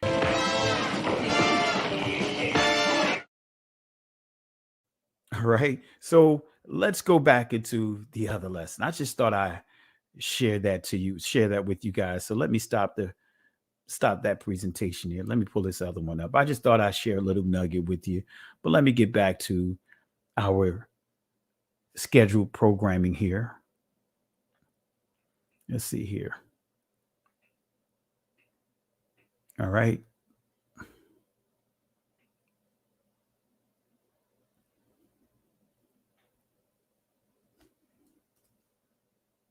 Okay, there we go. All right, hit the like button, hit the subscribe button. All right, I'll say it again. Hit the like button, hit the subscribe button, share this. If you have a YouTube platform, share this video on your platform. Even if you don't have a platform, but you just have a YouTube, share it. If you have a Facebook, share it. Family, get this word out. Family, come on now, get this word out. So let's go ahead and deal with this real quick. It says here, he claims, like Ron Dalton, he claims that when teaching slavery, schools don't mention the involvement of the Catholic Church, the Arabs, East Africans, Islamic traders, slave traders, the Jewish slave ships that brought our West African Negro or Bantu ancestors to slave ports owned by Jews. So are they trying to say that they didn't own?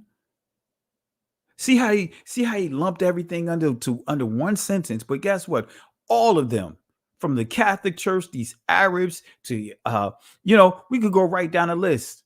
Some of the East Africans, work with these guys. That was not selling their own people. Let's get it twisted. I mean, don't get it twisted. It wasn't Negroes selling Negroes into slavery, blacks selling blacks into slavery, because race is a deceptive construct. It was those that was not part of that tribe selling people that was not part of their tribe into slavery. The wandering shepherds, the wandering sheep herders. Anyway, so he's saying that these are extreme claims. As if the Catholic Church didn't have slaves, as if the Arabs didn't have slaves, which is still going on. The Arabic slave trade still going on. As if none of this is true. But again, you guys remember this book, The Jews and Judaism in the United States, a documentary history, Rabbi Mark Lee Raphael, 1983. Notice again, he said here, Jews also took an active part in the Dutch colonial slave trade. Indeed, by the bylaws of the Recife Mauritia congregations 1648 included an imposta, in other words, a Jewish tax of 5 soldos for each Negro slave a Brazilian Jew purchased. From the West Indies Company, slave auctions were postponed if they fell on a Jewish holiday. In Correcchio, I hope I pronounced it correctly, or Caraccio, and I'm not going to butcher it, in the 17th century, as well as in the British colonies of Barbados and Jamaica in the 18th century. Jewish merchants played a major role in the slave trade. In fact, in all the American colonies, whether French, British, Dutch, Jewish merchants frequently dominated. Let me say that again. Jewish merchants frequently dominated. For those that are trolling, for those that don't want to accept this fact, let me say it in slow motion for you. Slow mo. Jewish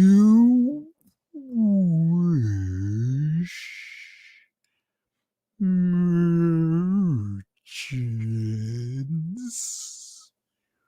frequently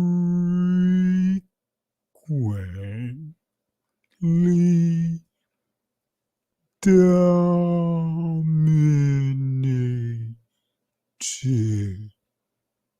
For the people in the back. So again, Jewish merchants frequently dominated. This was no less true on the North American mainland, where during the 18th century, Jews participated in the triangular trade that brought slaves from West Africa to the West Indies, and there exchanged them for molasses, which in turn was taken to New England and converted into rum for sale in Africa.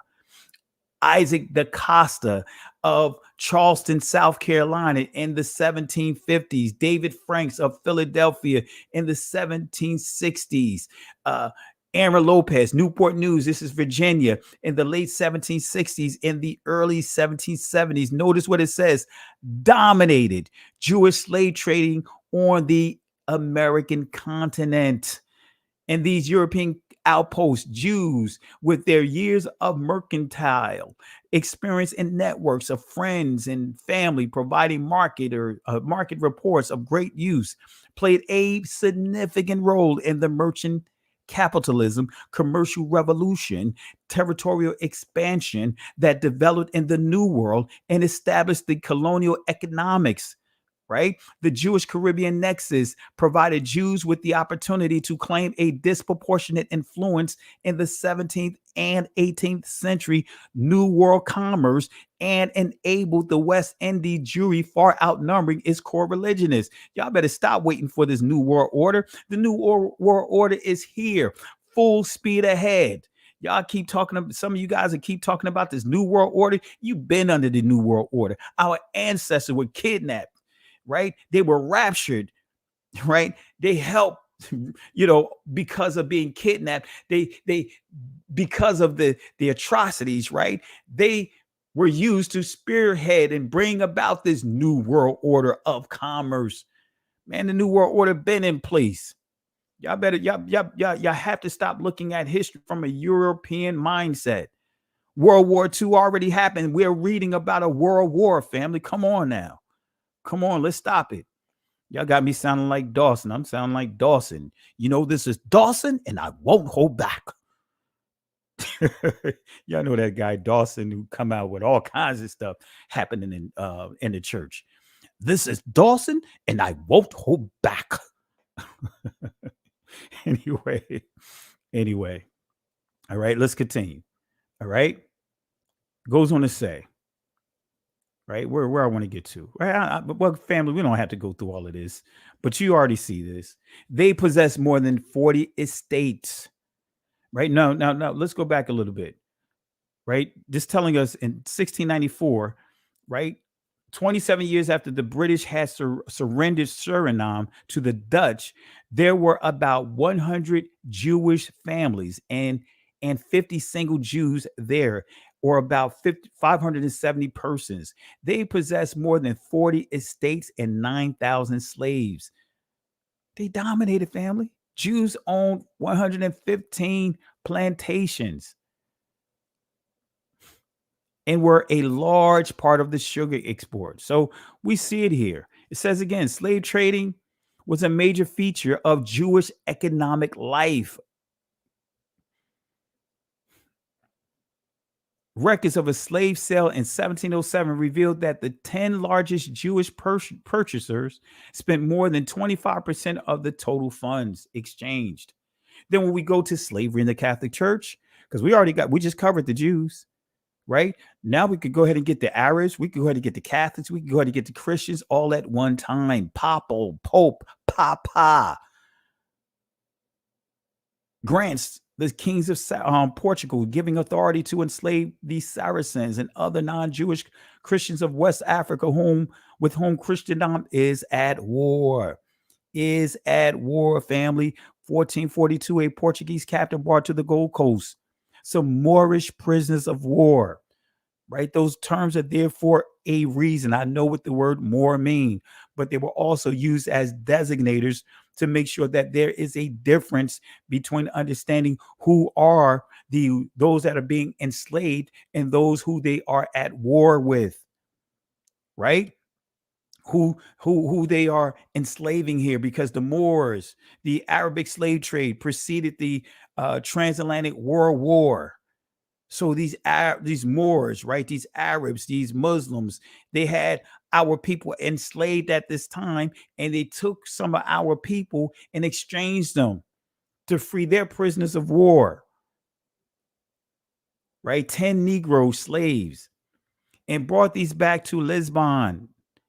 A trading settlement was established in Lagos by 1444. It would appear that by 1452, the Portuguese were anxious to establish their property rights over the newly discovered West African territories. And so Pope Nicholas, I'm going to say this again, I say this all the time, Saint Nicholas, because he has obtained sainthood, because the Catholic Church, when you deal with the word saint, that is a word that is specifically meant and made for those that have been, what they call it, now I can't think of the term now.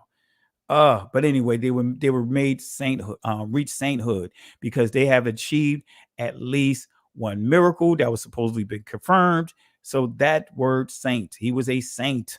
He's Saint Nicholas. He is Santa Claus, right?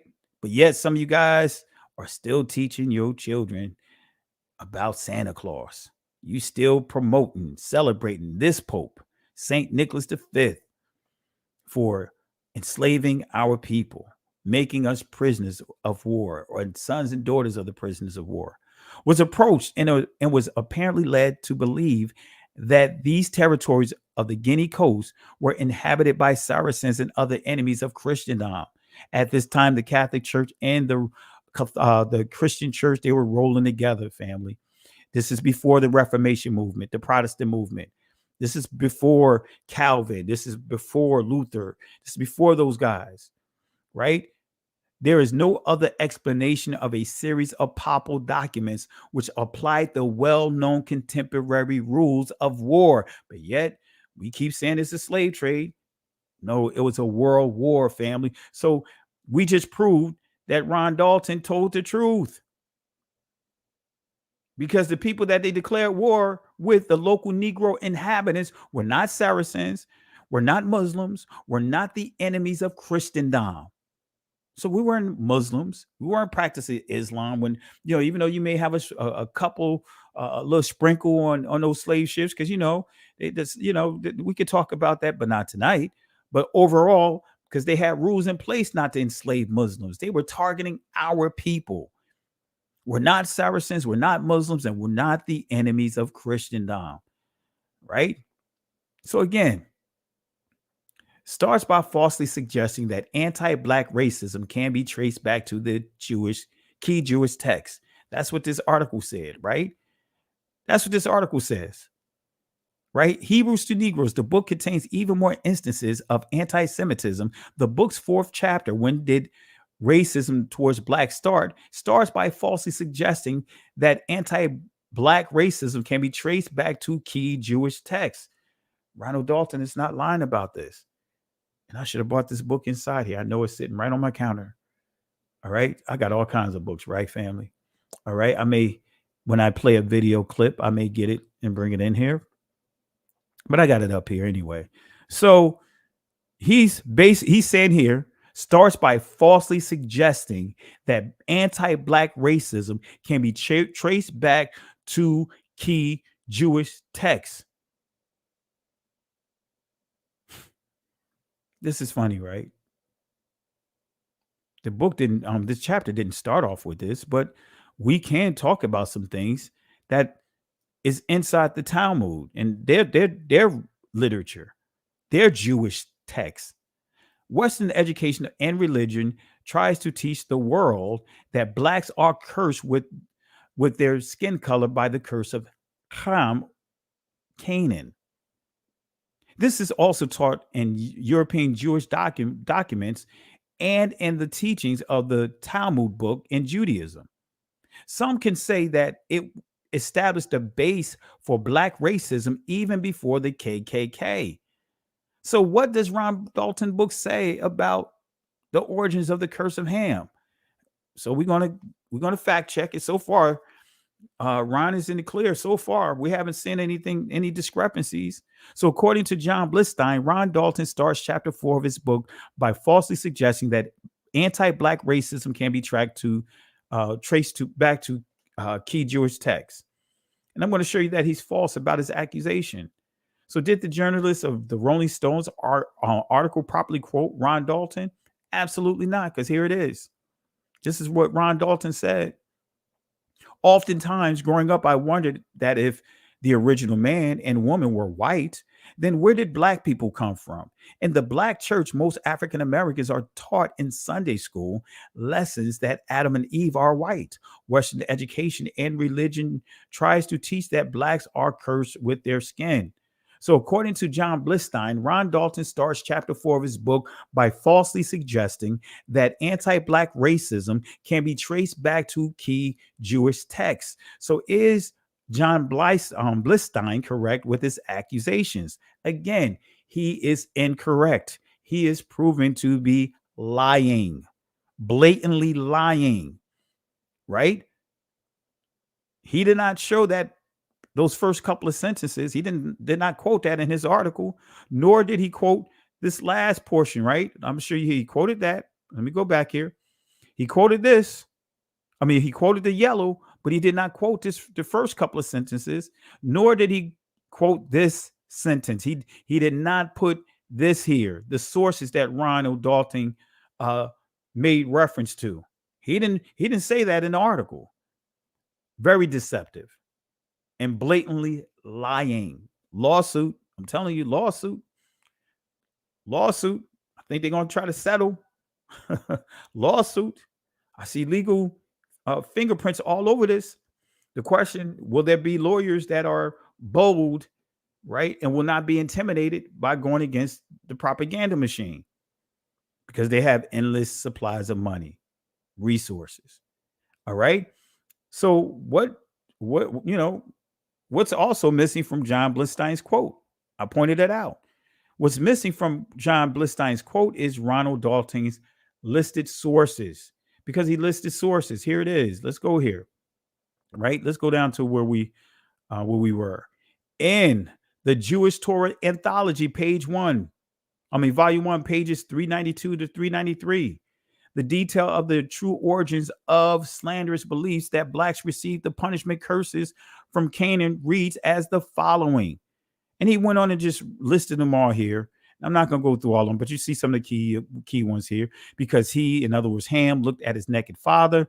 Noah, his eyes became red, always appearing bloodshot, referring to Africans.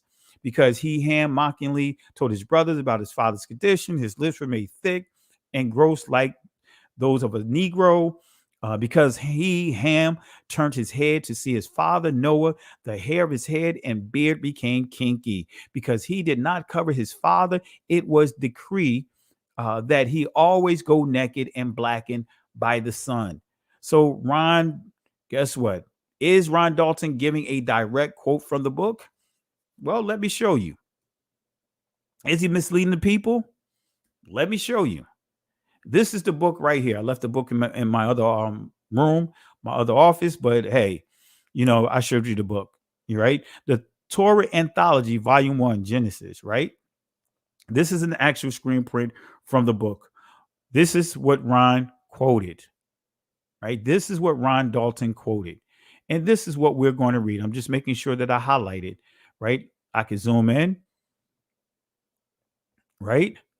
Because he looked at his father's neck, his naked father, his eyes became red, always appearing bloodshot. Because he mockingly told his brothers about his father's condition, his lips were made thick and gross like those of a Negro. Because he turned his head to see his father, the hair of his head and beard became kinky. Because he did not cover his father, it was decreed that he always, I can't see here, go naked, but I'll just highlight some of the screen prints here, or my special page rip effect when we get to that. So Ron Dalton quoted. Now the key is going to be that last sentence, right? And I'm going to explain that here in a second, right? So let me show you here. This is what I mean by that, right? These are the sources, right? That was called the quotes here that Ron quoted. These are the quotes, right? Now, if we go back here, right, this is the source. These are the bullets. But I want to highlight one interesting bullet here, the last one. This one right here. Because he did not cover his father, it was decreed that he always go naked and blacken to the sun. Now, let me explain this to you. He's not deceptive in this. What Ron did, he truncated the entire paragraph, but he still kept the thoughts here. There's more between this end that says more about them confirming that we are, according to their literature, have dark skin because of a curse. Right here it is. I'll read it to you. Here we go. Because he did not cover his father, it was decreed that he always go naked. We thus see the slaves in Egypt go naked. They did so in their cities. This was not because of poverty, since it is impossible to imagine that none of them would have enough, right? And this is what I want to highlight, right? That's the first part that you see what Ron Dalton pointed out. But then the other part is this right here. So the in-between, right, is what he left out here. But that's not being deceptive. Actually, right, I would have added it in it so you could see even more, right? But it says, but I know that's a thick book, man. A lot of information. So I can understand why he truncated it. But he was not deceptive, and he did not deceive anyone. So we thus see that slaves in Egypt go naked. They even did so in their cities. This was not because of poverty, since it is impossible to imagine that none of them would have enough money to buy clothing. The reason is that they live in a hot, damp climate. It is very uncomfortable to wear clothing. But here's the kicker. Notice what they say here. The reason for this is their geographical location. Since the Hamitic tribes live in tropical climes, it was the curse that caused them to live there. So Ron Dalton just removed all of this extra stuff there, but they still confirming that they believe that we are under this so-called curse of Ham. They must therefore go naked and blackened by the sun. So that's what, like I said, Ron Dalton truncated this. So it was this curse that caused them to live there. Right? Let me put a little substance in my throat here. Let me put a mute out here real quick. Right? I need to put some fluid in my throat. So while I do that, let me show this quick clip here, right? Just to remind you guys of some of the things that we are dealing with over in Israel. All right, here it is. להתחיל לאסוף את המסתננים, לא צריך לחכות לבג"ץ, לא צריך שום דבר.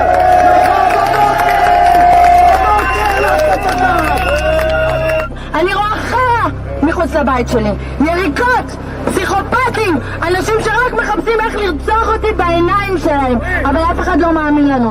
אנחנו גזענים כדי לרצות לשמור על החיים שלנו ועל השפיות שלנו. אז אני גאה בלהיות גזענית, אם אני גזענית בשביל לשמור על החיים שלי, אז אני גאה.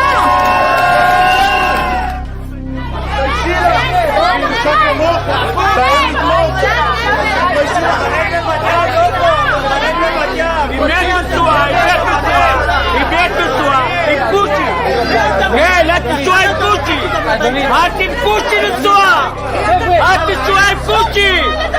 לכי את והוא! תלכי מפה! תלכי! אל תנסוע עם פושי! לכי! לא מתביישת!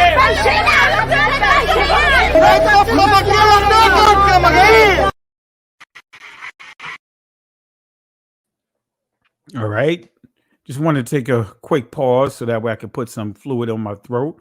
But at the same time, remind you guys what's happening over in Israel right now. Right? Wanted to make sure that you guys understood what's going on. And what's interesting is this is a little bonus information here from the book. I thought this was interesting, right? Notice what it says here, right? This is dealing with Genesis chapter 9, verse 25 and 26, right? We know that it says Shem is going to, or Japheth is going to dwell in the tent of Shem. But notice what it says here. Actually, the wording here is somewhat difficult to understand. Noah said, let Canaan be their servant. Even though he was addressing Shem, Noah foresaw that many descendants of Japheth would convert to Judaism, and they would also dominate the sons of Canaan. Before we continue, I want to give some shout outs here. I want to say peace and blessings to RLB Bella. Thank you for the blessings here. Kwam Israel, in other words, rise up, Israel. Really appreciate the love and support. Family, let's show some love and support for the for RLB for the blessing here. Also, Lorraine YAH. Let's show some love for Lorraine YAH. Thank you for the love and support. Jay Jermaine, want to say let's show some love and support for Jermaine. Really appreciate the love and support one more time because this info is solid. Really appreciate it, my brother. Thank you for the love and support. Share this information with others. This is what we need to get out. We need to get this word out because the more we share it, the more likely it'll get into some of the hands of these NFL, NBA players. We may be able to spark or promote or trigger another one to do what Kyrie Irving did. You know, so I appreciate it, my brother. Really appreciate it. Michael J. Dukamun, wanted to say thank you for your the blessings tonight. Thank you for the support. You've been supporting for quite some while, for quite some time. Family, let's show some love for him as well. Thank you again, family. Let's show some love. Really appreciate you. All right. So let's go ahead and continue on here, right? Let's continue here. I want to show one key thing since we're dealing with Shem. Let me show one more thing here. Let me pull up another presentation. I figure since I'm here, I might as well give you some sources here, additional sources, proving that we are the people of the book. Let me see here. Let me show you one more thing here, right? Since you guys are watching here, been really faithful with this, I want to share another source.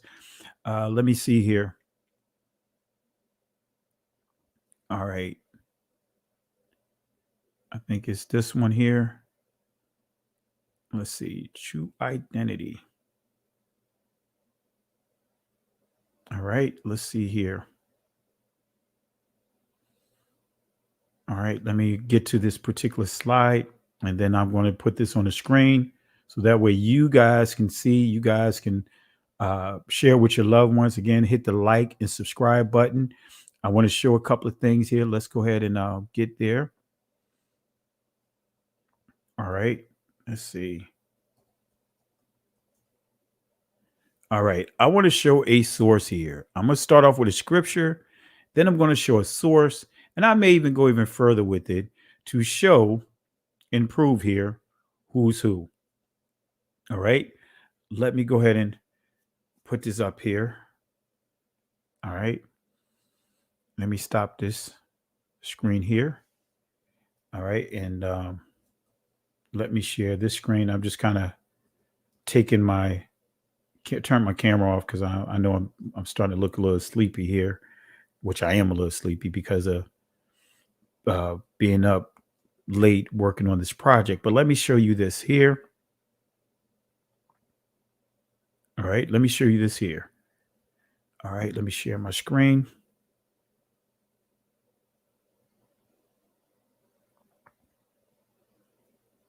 All right, and I hope this blesses you. I'm sure it will.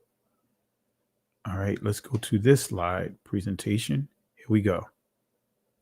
All right, Exodus chapter 1, verse 7. Right, we're going to confirm this passage here. We're the only ones that confirm this passage here.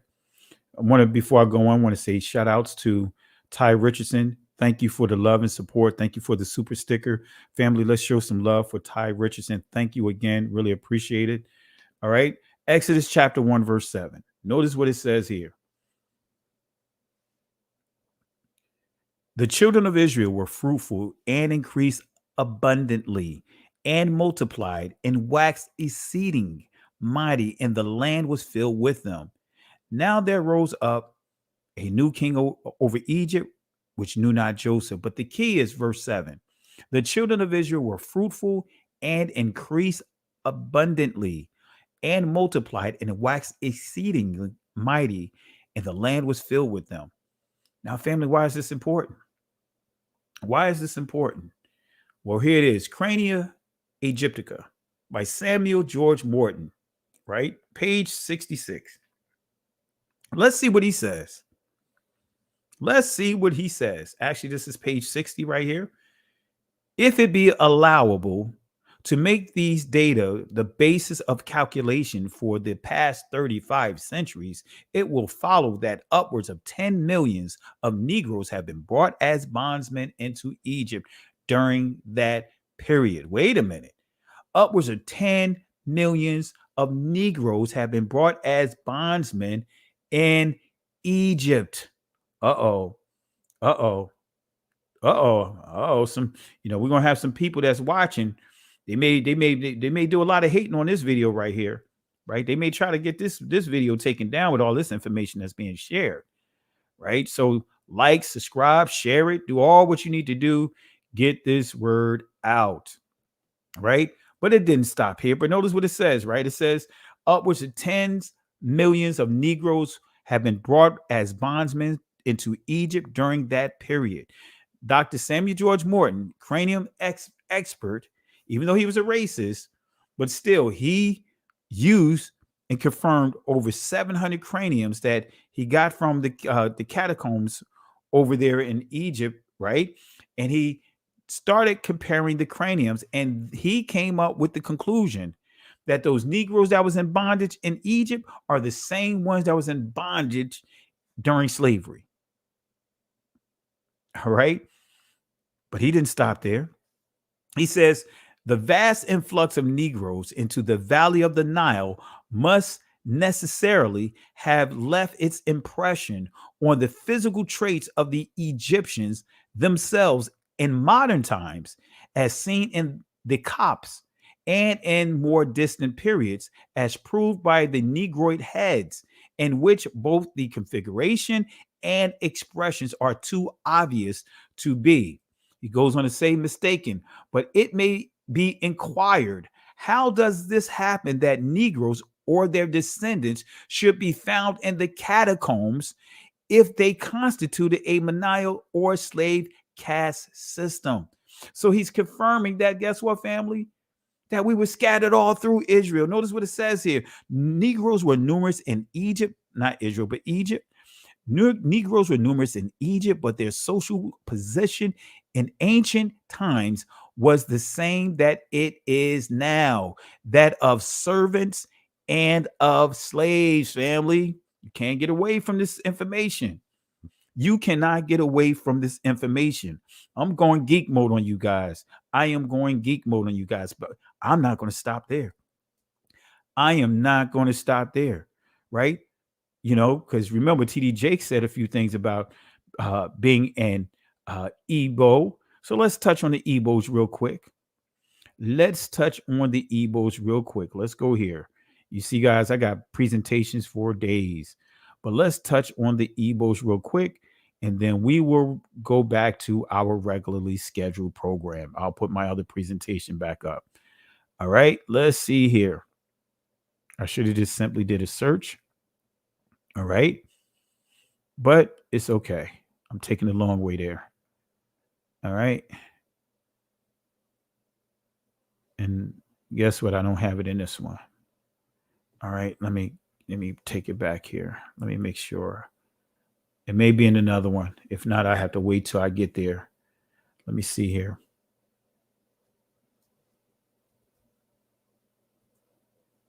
Yeah, it's in my part 2. This is only part 1, so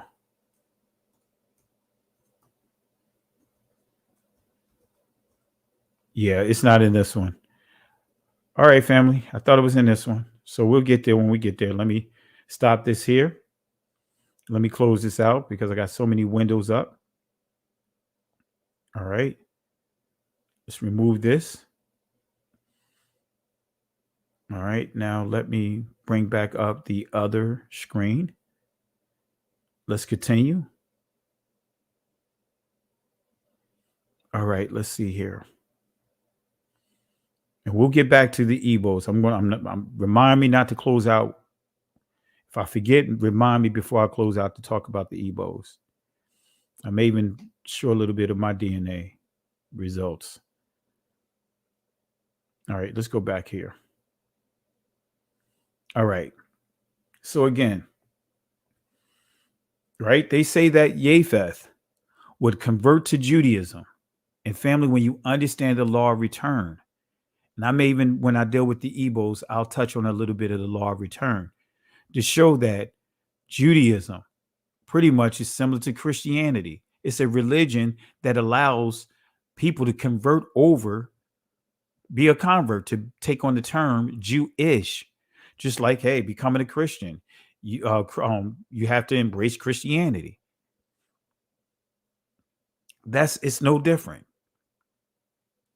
So are there other rabbinical sources that provides information about the curse of Ham? Absolutely. Where did this teaching originate? Let me show you, right? Barakoth 58b.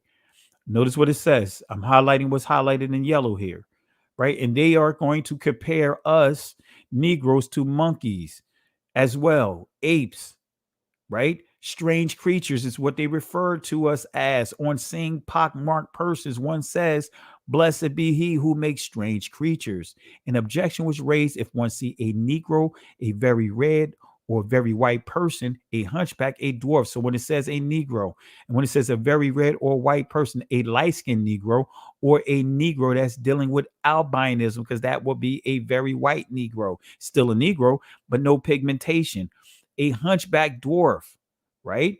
Blessed be he who makes strange creatures. So notice what it says here. On seeing an elephant, an ape, or a long-tailed ape, one says, "Blessed be he who makes strange creatures." When we go to the Sanhedrin 108b, right? Our rabbis taught 3 copulated in the ark, and they were all punished: the dog, raven, and Ham. The dog was doomed to be tied. The raven expected to raise his seeds in his mate's mouth, and Ham was smitten in his skin. In other words, cursed in his skin with dark skin. And the footnote, an example from him descended Cush, the Negro, who is black-skinned. We'll see their influence over the Jehovah's Witnesses. This is coming from the Watchtower. I always come with receipts. The white race exhibits some qualities of superiority over any other. We are to remember that there are wide differences in the same Caucasian, in other words, Semitic and Aryan families. So they're looking at Semitic as being Caucasians. They whitewashing. This is the Watchtower, Jehovah's Witnesses, right? It says here, he foretold that the degeneracy would mark the posterity of Canaan, degrading him, making him servile. We are not able to determine to a certainty that the sons of Ham and Canaan are the Negroes, but we consider that general view as probable as any other, right? We go to another Watchtower. It's going to basically echo the Golden Age, right? It's going to echo the same thing. And we see here, is there anything in the Bible that reveals the origin of the Negro? Answer: it is generally believed that the curse which Noah pronounced upon Canaan was the origin of the black race. So guess what? Judaism existed well before Jehovah's Witness, before the Watchtower. The Talmud existed before these religions here, this religion here. So it's safe to say where the origin of that Hamitic curse come from, by being cursed in the skin, be smitten in the skin. So let me just go to another one, right? Let's go to the Mormons, right? The Mark of Cain. This is from Bruce R. McConkey's Mormon Doctrine, right? Let's see what it says here. To illustrate, Cain, Ham, and the whole Negro race have been cursed with a black skin, the mark of Cain. Okay, so we see the influence there. So is John Blistein correct with his accusations towards Ron? Guess what, family? And incorrect. He lied. Very deceiving, very deceptive. Right? Let's go back to this article. Let's highlight another thing. He says here, Kyrie Irving boosts anti-Semitic movie peddling Jewish slave ships, but he goes on to say the video is based on a venomously anti-Semitic book which asserts that many famous high-ranking Jews have admitted to worshiping Satan or Lucifer. Is he correct? Guess what? Let's see here. Did he accurately quote Ron Dalton? And I'm going to prove to you he didn't, right? This is coming from Ron Dalton's book, right? I can highlight more, right? I can even show you Caucasians referring to this passage here, Revelations 2:9, the synagogue of Satan, but they try to put this all on the Israelites, right? On those that have waken up, right? This Black Hebrew Israelite byword or slogan that they put together. None of us refer to ourselves at that, but they created a straw man and they had to put a name on the straw man. Black Hebrew Israelite is an oxymoron, and it is an insult. And don't none of you guys refer to yourselves as Black Hebrew Israelites. None of us are Black Hebrew Israelites. We are just simply Israelites. All right. And if you know that you're from the tribe of Judah, guess what? Then if you want to use that transliterated word Jew, that's up to you. Right. But anyway, nevertheless, right? You know, most Jews do not like to admit, but our God is Lucifer. So I wasn't lying. And we are his chosen people. Lucifer is very much alive. Prominent Ashkenazi Jew, Harold Wallace Rosenthal, author of The Hidden Tyranny, 1976. So Ron Pope made reference to a prominent rabbi, not rabbi, but Ashkenazi Jew, Harold Wallace Rosenthal, right? As he states that the Jews, most Jews would not admit, but they serve Hasatan, Lucifer. But he goes on to say, not only do the Jews say this, but also European, Scottish, York Freemasons have claimed that they worship Satan or Lucifer. Many famous high-ranking Jews and Freemasons have written books admitting this or admitting to this. So going back to this Rosenthal document, notice what it says, and Ron quotes it word for word. That is when he said this in part, most Jews do not like to admit it, but our God is Lucifer. So I wasn't lying, and we are his chosen people. Lucifer is very much alive, right? And that's what I just quoted right here. I've just read this right here. So Ron Dalton didn't lie. Who is Harold Rosenthal? How did he die, right? Because Ron also said he was a prominent Ashkenazi Jew. But let's see here. Let's go to the Jewish Telegraphic Agency, because I got proof. I got sources that's going to vouch for his character, who he is, right? So this is highlighting a terrorist attack, right? And it says 2 people died over in Turkey. It says here, also killed during the attack was Harold Rosenthal, an aide to Senator Jacob Javits. And you guys are familiar with the Jacob Javits Center up in New York. You know, I know when I used to live up there, we used to go to all kinds of conventions over there, right? Jacob Javits, very wealthy person. And Harold Rosenthal was an aide to this senator, which means he was very reputable. He's very credible, right? A credible person. To be a senator's aide, you have to go through the rigors of a security clearance, a high-level clearance. So there was nothing nutty about this guy, right? Because of him being able to obtain that position. He was a very notable, as Ron Dalton pointed out, prominent Ashkenazi Jew. So he was killed during this attack 30 days, a month later after doing the interview that the writer, that the interviewee wrote down and kept a journal of what was said. All right. So was Harold Rosenthal, was he Jewish? Well, we're going to prove this. This is coming from the Reagan Library. Reagan Library. The digital library. Did I put it up here? I didn't put it up. I must have accidentally deleted it. But this is from the Reagan Digital Library. President Reagan Online Digital Library. Now, what the ADL says, right? They'll say that this was not true. They'll say the writer of this was anti-Semitic, right? This writer did an interview, recorded the interview, and documented it. They'll say, well, why did he wait 2 years before he released this? But listen to the words here. Pay attention to the words here, family. Let's see the pattern here.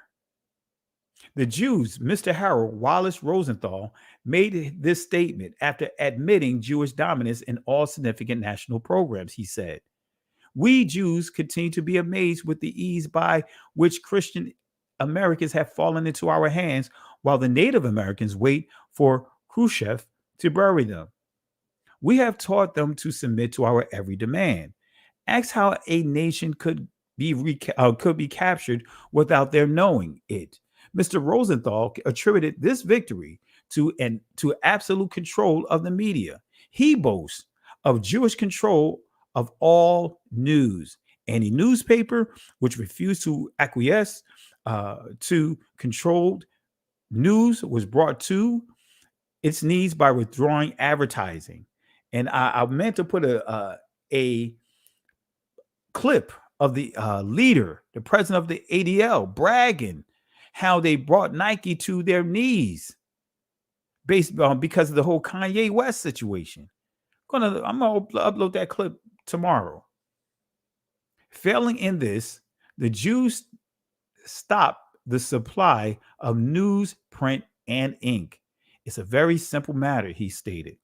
Ask about men in high political offices, Mr. Rosenthal said. No one in the last 3 decades have achieved any political power without Jewish approval. Americans have not had a presidential choice since 1932. Roosevelt was our man. Every president since has been our man. So let's go to page 16. This is what's really interesting. Page 16 of this document. Again, Ronald Reagan Presidential Library, Digital Library Collection, The Hidden Tyranny, the issue that dwarfs all other issues. All right. So this is not just a low-end library. This is a very high-end library. This is part of that digital collection. Notice what it says here. The Jewish nation is the enemy of all nations. As more and more manuscripts are being placed into circulation, the more the hysterical the Jews and their JDL, ADL, etc., the ADL, Anti-Defamation League, etc., are becoming as evidence by what they have done to me physically. But time does not allow for such descriptions now. Believe me, however, they have beaten, tortured me, threatened my life if I continue to disrupt the Rosenthal papers, or not disrupt, but distribute the Rosenthal papers, as they call them. Although concerned, fear is not a part of my character. We must pray to God. We must pray that God will save this nation. And to appeal to God is not an idle gesture. My Christian faith remains intact. God save our America. Even if at present we are prisoners of a propaganda, monopoly by a handful of traders and manipulators. We can, with his help, lift the yoke and break the bond so that our majority, by righteous representation, can assert its and following, right? So we see this in this document here, and this is what I read here. This is what I read here. But let's highlight a few more things from this article, because there's some or this source, because there's some interesting information in this PDF. But let's highlight some additional things. I want to highlight this paragraph right here. This is what it says. The Rosenthal document, which we titled The Hidden Tyranny, confirms the theme of the protocols of the learned elders of Zion. It might be called Personalized Protocols. 1979 edition. Friends of Israel have criticized our reference to the protocols, saying that they are forgeries, right? Saying that they are forgeries. Well, what are they referring to? I'm going to show you here. It says here, also, I will quoting Benjamin Franklin's famous remark about the Jews as being fraudulent. Wait a minute. So they're saying that Benjamin Franklin, famous remark about the Jews as being fraudulent? We have since met their challenge by acquiring documented proof of the authenticity of both. And for a mere $1, we will send you both documents along with the 8-page manuscript. America's unyielding to millions. So this is saying Benjamin Franklin says something negative about the Jewish community. Did Ben Franklin actually say the Jews are frauds? According to this source? According to this source that's in the Reagan libraries? The Franklin Prophecy, American most virulent, excuse me if I mispronounce it, virulent anti-Semitic forgeries, is all about the Benjamin's Baby by Scott D. Seligman, right? So this article is referring to, of course, they're saying it's purported to be a transcript. So the argument against this is saying that that transcript is a forgery, that it popped up in the late 19th century and the early 20th century. That's what they're saying here. But it was interesting to read some of this stuff. It says the volume titled Chit Chat Around the Table During Intermission included what purported to be a transcript of remarks delivered by Benjamin Franklin, then 81 years old. Franklin was quoted as advocating the exclusion of Jews from the new republic entirely in order to stave off dire consequences to American commerce, religion, and government. Pinckney ostensibly recorded Franklin's remarks verbatim. Some excerpts, these are some of the excerpts, right? In whatever country Jews have settled in any great numbers, they have lowered its moral tone, have depreciated its commercial integrity, have segregated themselves, have not assembled, have sneered at, and tried to undermine the Christian religion upon which this nation is founded. By objecting to its restrictions, have built up a state within a state, and when opposed, have tried to strangle that country to death financially, as in the case of Spain and Portugal, right? It goes on to say they cannot live among themselves only. They must subsist on Christians and other peoples not of their race. If you do not exclude them from the United States in this Constitution, in less than 200 years, they will have swarmed here in such great numbers that they will dominate and devour the land and change our form of government, for which we Americans have shed our blood, given our lives, our substance, jeopardized our liberty, and put into our best thoughts. So going back here, Black Gentry, a quote from President George Washington, right? So it's interesting because when I was researching and going further into some of the things that's listed in this document, it led me to Black Gentry, right? A quote from President George Washington, right? The source is Maxims of Washington, political, moral, and religious. Notice what it says here, right? This is in the section on page 125, right? This is written back in 1752, right? It says it's the tribe of black gentry work more effectually against us, that the enemy's arms, they are 100 times more dangerous to our liberties and the great cause we are engaged in. And when I saw this black tribe, right, this tribe of black gentry, it was an interesting statement, right? It's an interesting label, right? And so when you look at it on the surface, you're thinking this is black people. No, black gentry is, many have referred to black gentry being interchangeable as Jews, right? So I'm making it clear. I'm just giving you sources. I'm not stating one way or the other. This is the original source, but some will say that black gentry, George Washington is referring to the Jews. But I'm going to just show you another article to kind of give clarity to black gentry or what that is. But this is not referring to the slaves. This is not referring to our people. That's for sure, right? But let's see what it means. What is black gentry?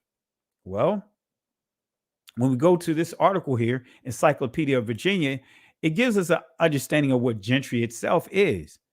It says the gentry were a small class of men who dominated the economic, social, and political life of Virginia through much of the mid to late 18th century, right? And it goes on to say of land, but not noble lineage.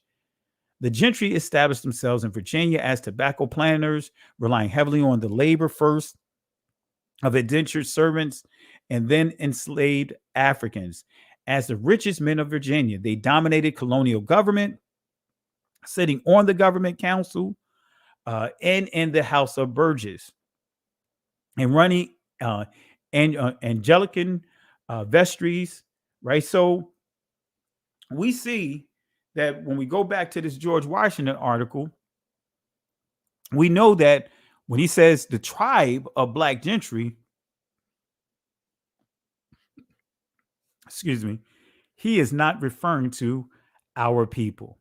So that's interesting. When I was going through the research here of Howard Rosenthal and the person that interviewed him, the person that the ADL has called a racist, right? Called him a anti-Semitism, because remember that anti-Semitic term is it's vague, right? Anything that even talks about a conspiracy, anti-Semitism. But I find it interesting how this person said that he was being bullied. His life is threatened. All right. What's next? Let's see here. So what is the legal definition of anti-Semitism? Going right back here. Calling for, aiding, or justifying the killing or harming of Jews, making mendacious, dehumanizing, demonizing, or stereotypical allegations about Jews as such, or the power of Jews as a collective, especially but not exclusively.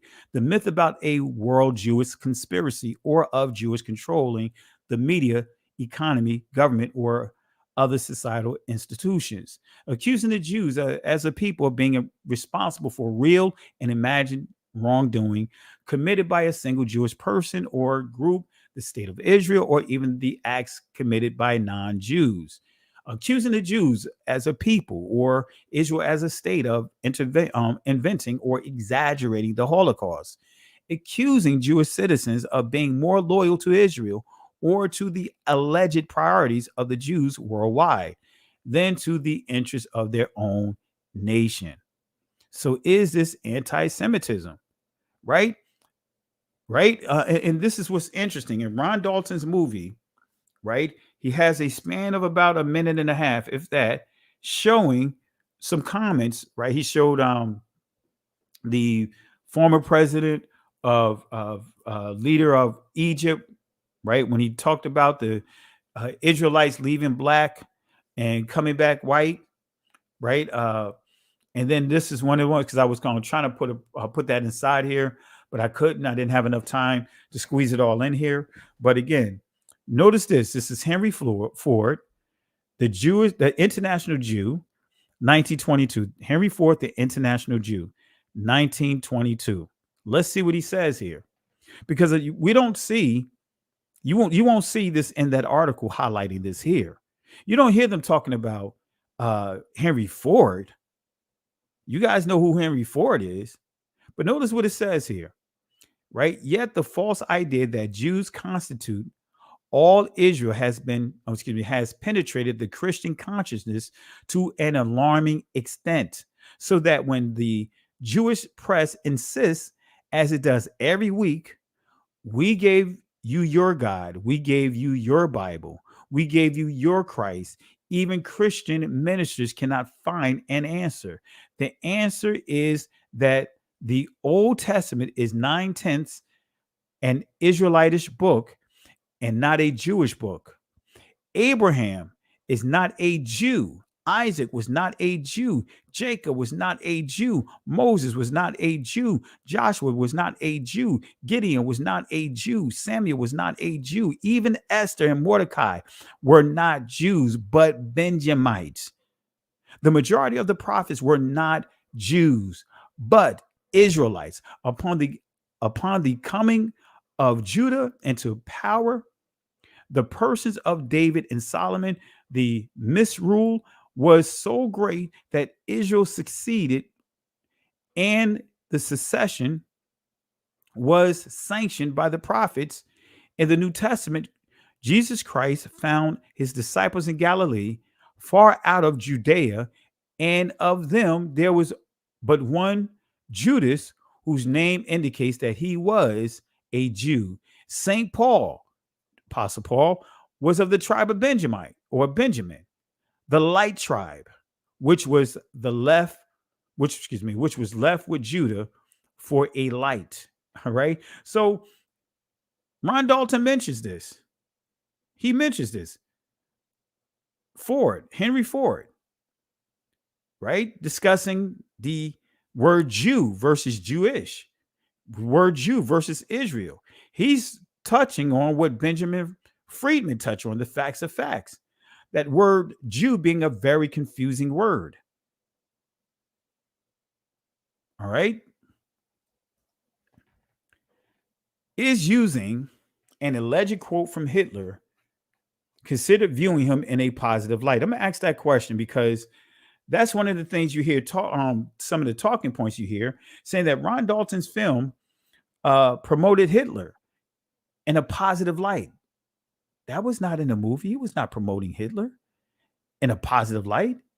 Now, he did say that Hitler, Assad, and some of the other people that I mentioned, Henry Ford, said that they were influential people. That's noted that Hitler was a person of influence. You cannot lead that multitude of people if you don't have any influence. We know that Assad, who he was very influential in this country. All the ones that I pointed out, yes, they're going to have a high level of influence. So is using an alleged quote from Hitler considered viewing him in a positive light?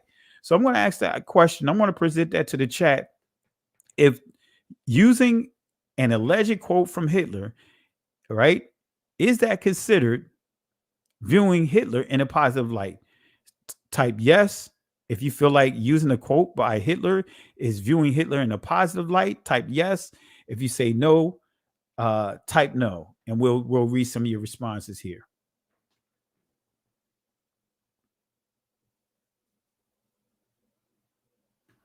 All right, and while you guys are doing that, I need to update something here. Let's see here, because I want to share a quote while you guys are voting that Ron Dalton included in his movie. Right? Let me do this here.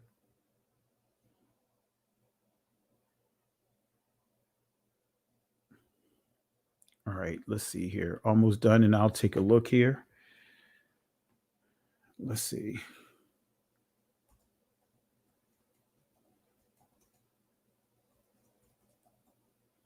All right, let's see here. Let me pull this in because we're almost done.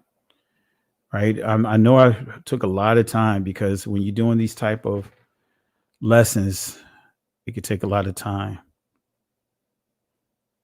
All right. We still got a little ways to go, but I can't do it all tonight. We had to break this up into 2 parts. All right. Let's see here. I want to get to a certain place. All right. All right. Let me pull this in.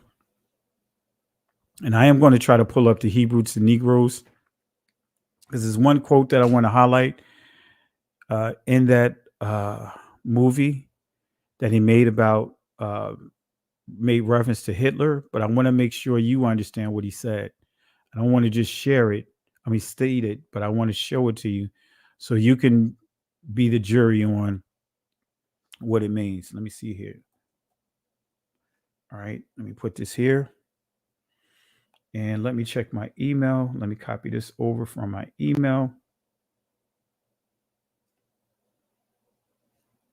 All right, because I want to show one more thing here. All right. All right, doing one more thing. Almost there, family. Just doing something here, and I'm going to go through the chat to see who said what, but I want to make sure I get this in here. And then I'm going to go to Amazon to show a little portion of the movie. I'm not going to show the movie. I just want to show a quote about Hitler in the movie to see if what they say is true. Let you view what he said. All right, let me just open this up here. This is not working. All right, let's see here. All right, almost done here. Let me put this here. All right. Okay, let me open this up. Almost done, family. Almost done. Just want to get this in before I forget. And then we'll touch on the Ebos. And we'll wrap it up. We'll just have to break this up into 2 parts because I am getting very, very tired and I got to get up early in the morning.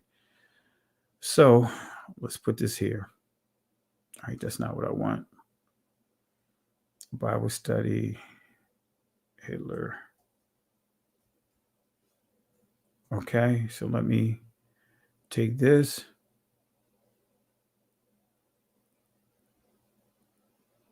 Almost done, family. All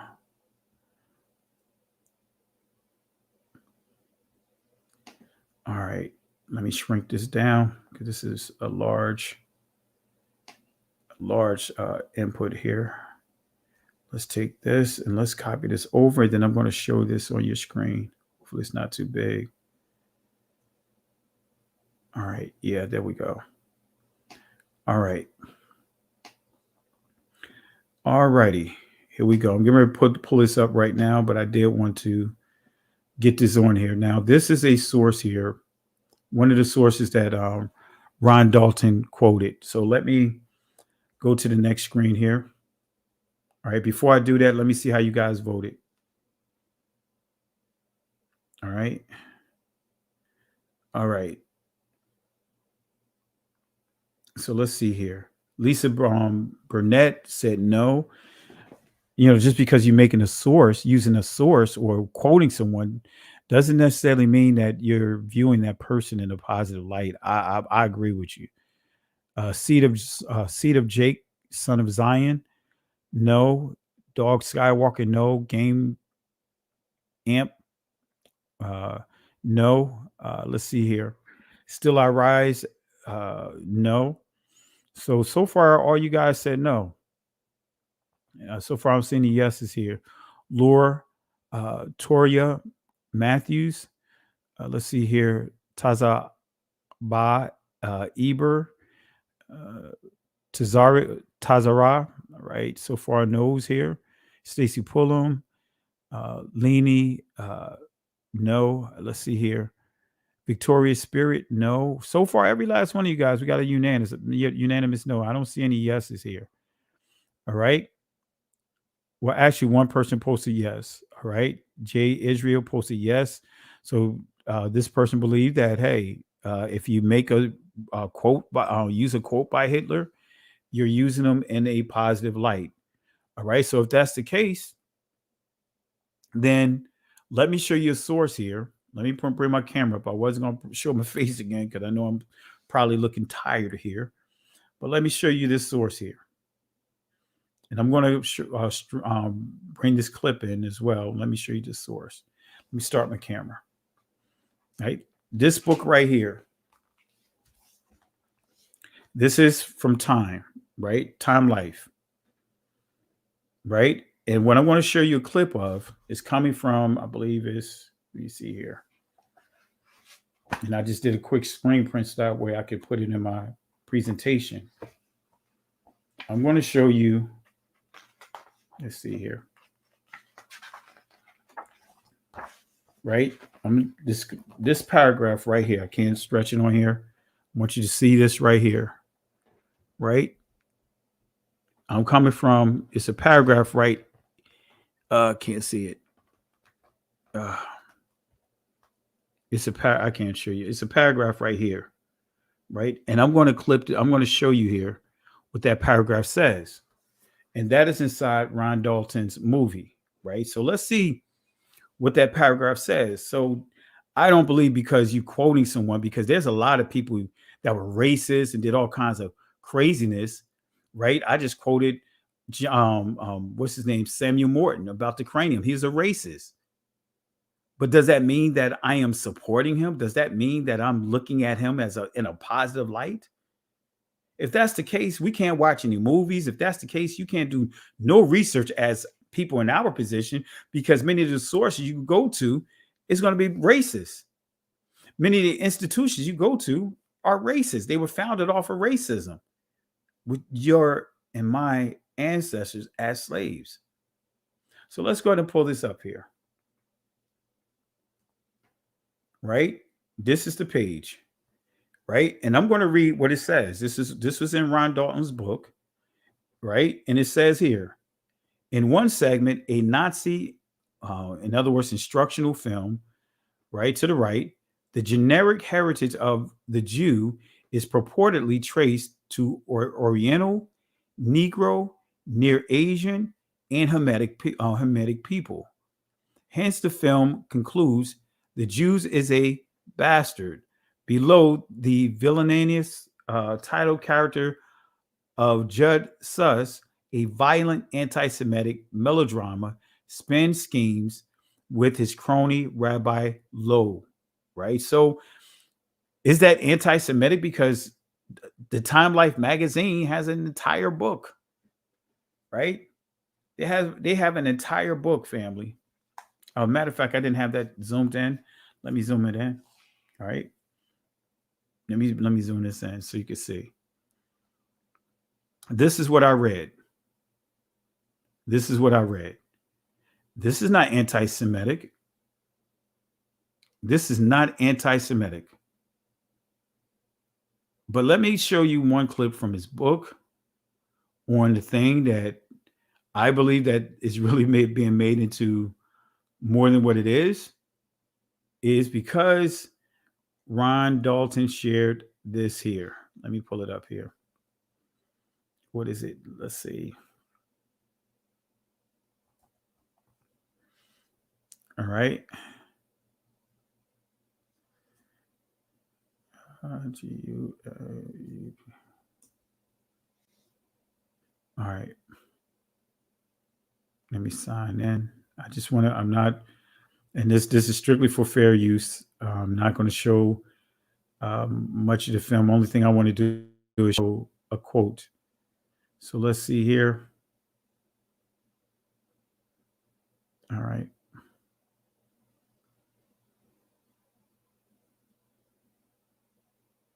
Let's see here. Movies.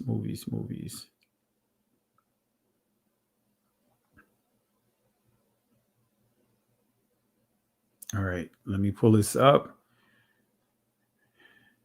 All right, continue watching. And I'm going to put this on your screen. Or maybe just take a screen print if need be.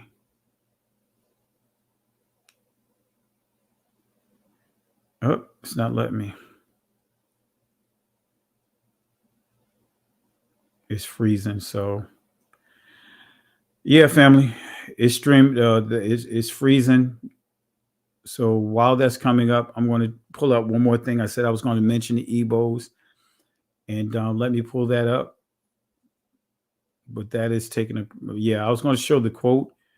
But in the quote, even though I haven't verified it, it says that Hitler refers to our people as the jewels of God, right? And that the Jewish community know that we here in America, the blacks, the Negroes in America, are jewels of God, right?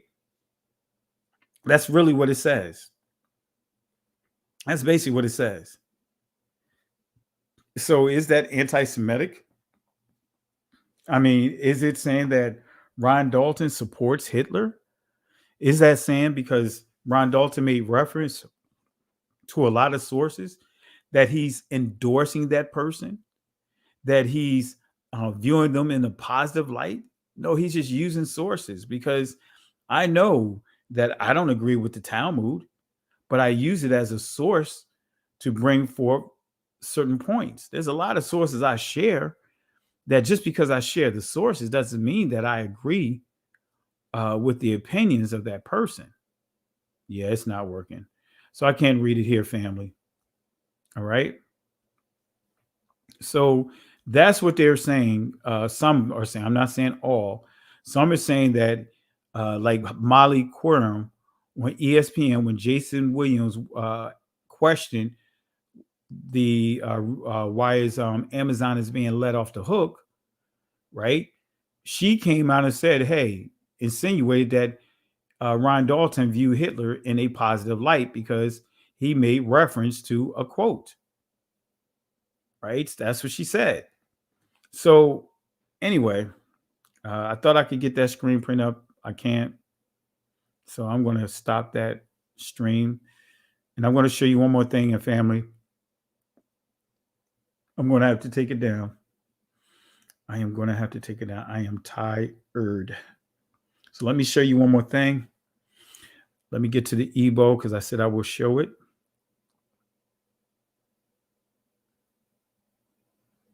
All right, let's get to the EBOs.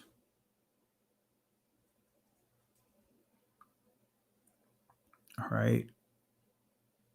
Where is it? Where is it? Where is it? Almost there. I think this is it. Let's see. Nope, that's not it. I got so many presentations. Let's see if is this it?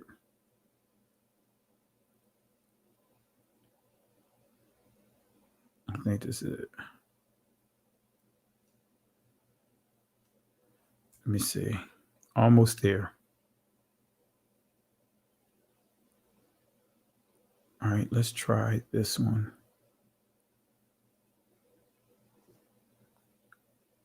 Let's see. Nope, this is not it. Let me pull up the older one.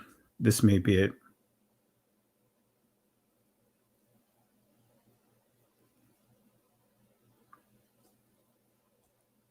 All right.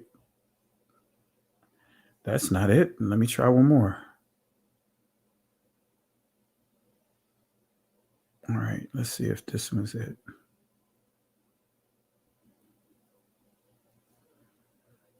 Tell you, I'm batting 1,000 here tonight. All right. Let's try this one. All right, I know it has to be in this one. Let's try this one. All right, there we go. There we go. All right, family, let me show you this real quick, and then we're going to call it a wrap. This is my fact checking of Ron Dalton's book. Now, I will say, far as the quote that he shared about Hitler, he made it clear that, right, he just put in there like some say, so to speak, some view or call, believe that. Yeah, I think he said something to the effect. Some believe that Hitler said that, referred to us as being the jewels of the Most High. And for me personally, I wouldn't have had that as a reference because that's very vague. Because I'd rather have verifiable sources versus a source that's saying some believe that Hitler believed or said X, Y, and Z. Because when you do that, you leave room for error, and I believe that's what he did with that particular source, right? So I don't believe he's trying to sensationalize or trying to view Hitler in a positive light, but at the same time, I wouldn't have used an unverifiable source because that opens you up to a lot of scrutiny for doing so. All right, so let me show this real quick, and we're going to call it a wrap. All right, and I appreciate you guys for hanging out with me this late on a Friday night, or should I say Saturday night? All right, let me bring it up here. All right, here we go. But like I said, I just think that I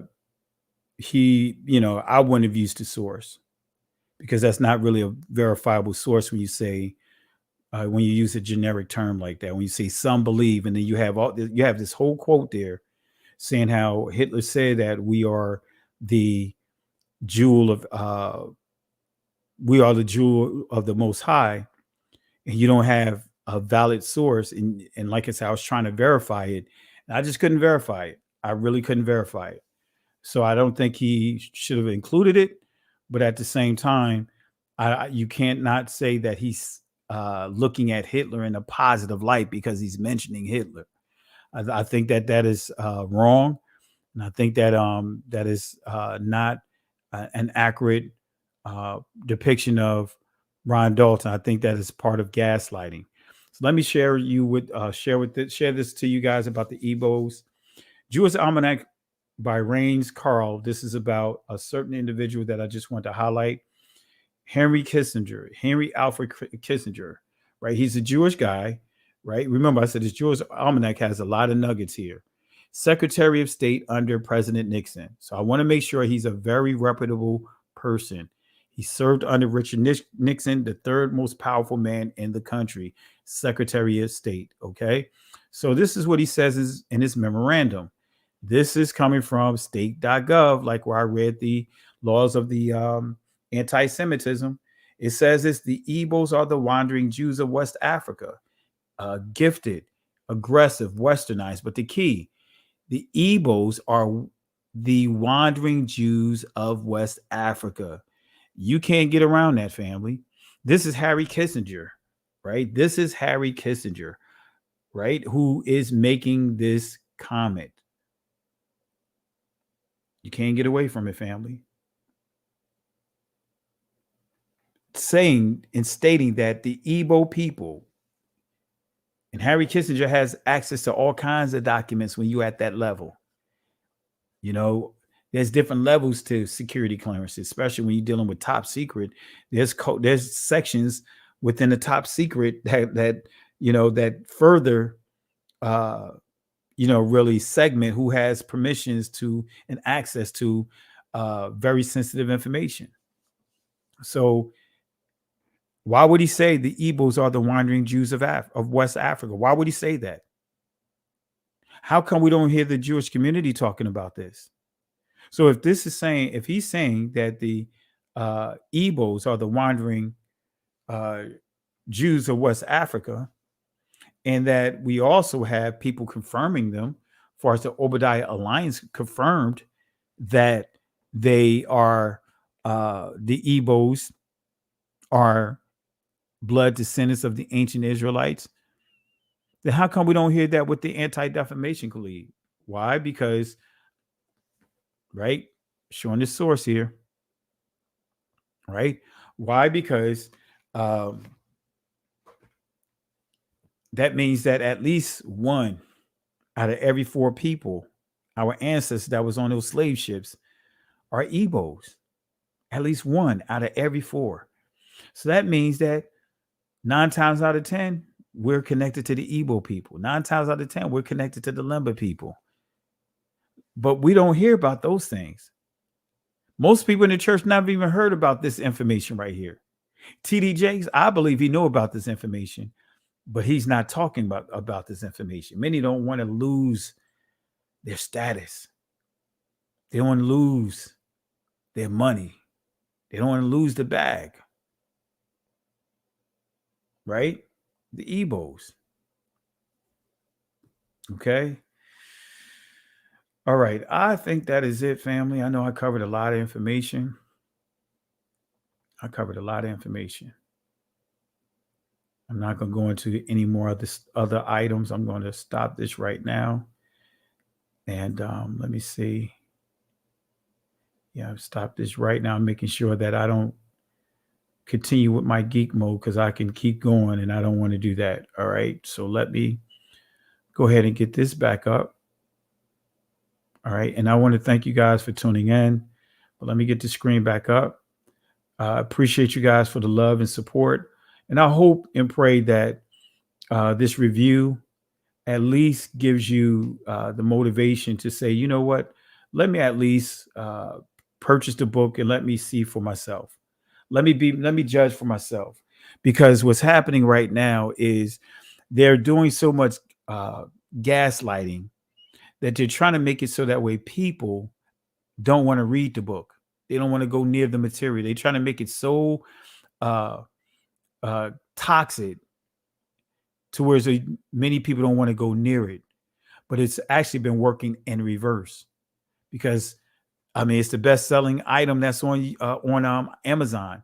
It's the most talked about subject and topic that's on Twitter. So again, I hope this helps you guys.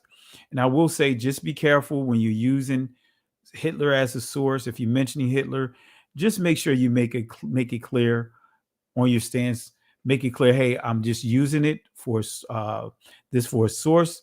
I'm not saying that Hitler or viewing Hitler in a positive light. I'm just stating what is on the record, like this here. This is on the record. This is not anti-Semitic. This is not promoting Hitler. So if this is the case, then we could say New York Times or Times Like magazine is endorsing Hitler. No, this is a special edition to give you what? History, a historical information backdrop of this. All right. So again, family, I hope this helps you. Like, subscribe to the channel, share the video.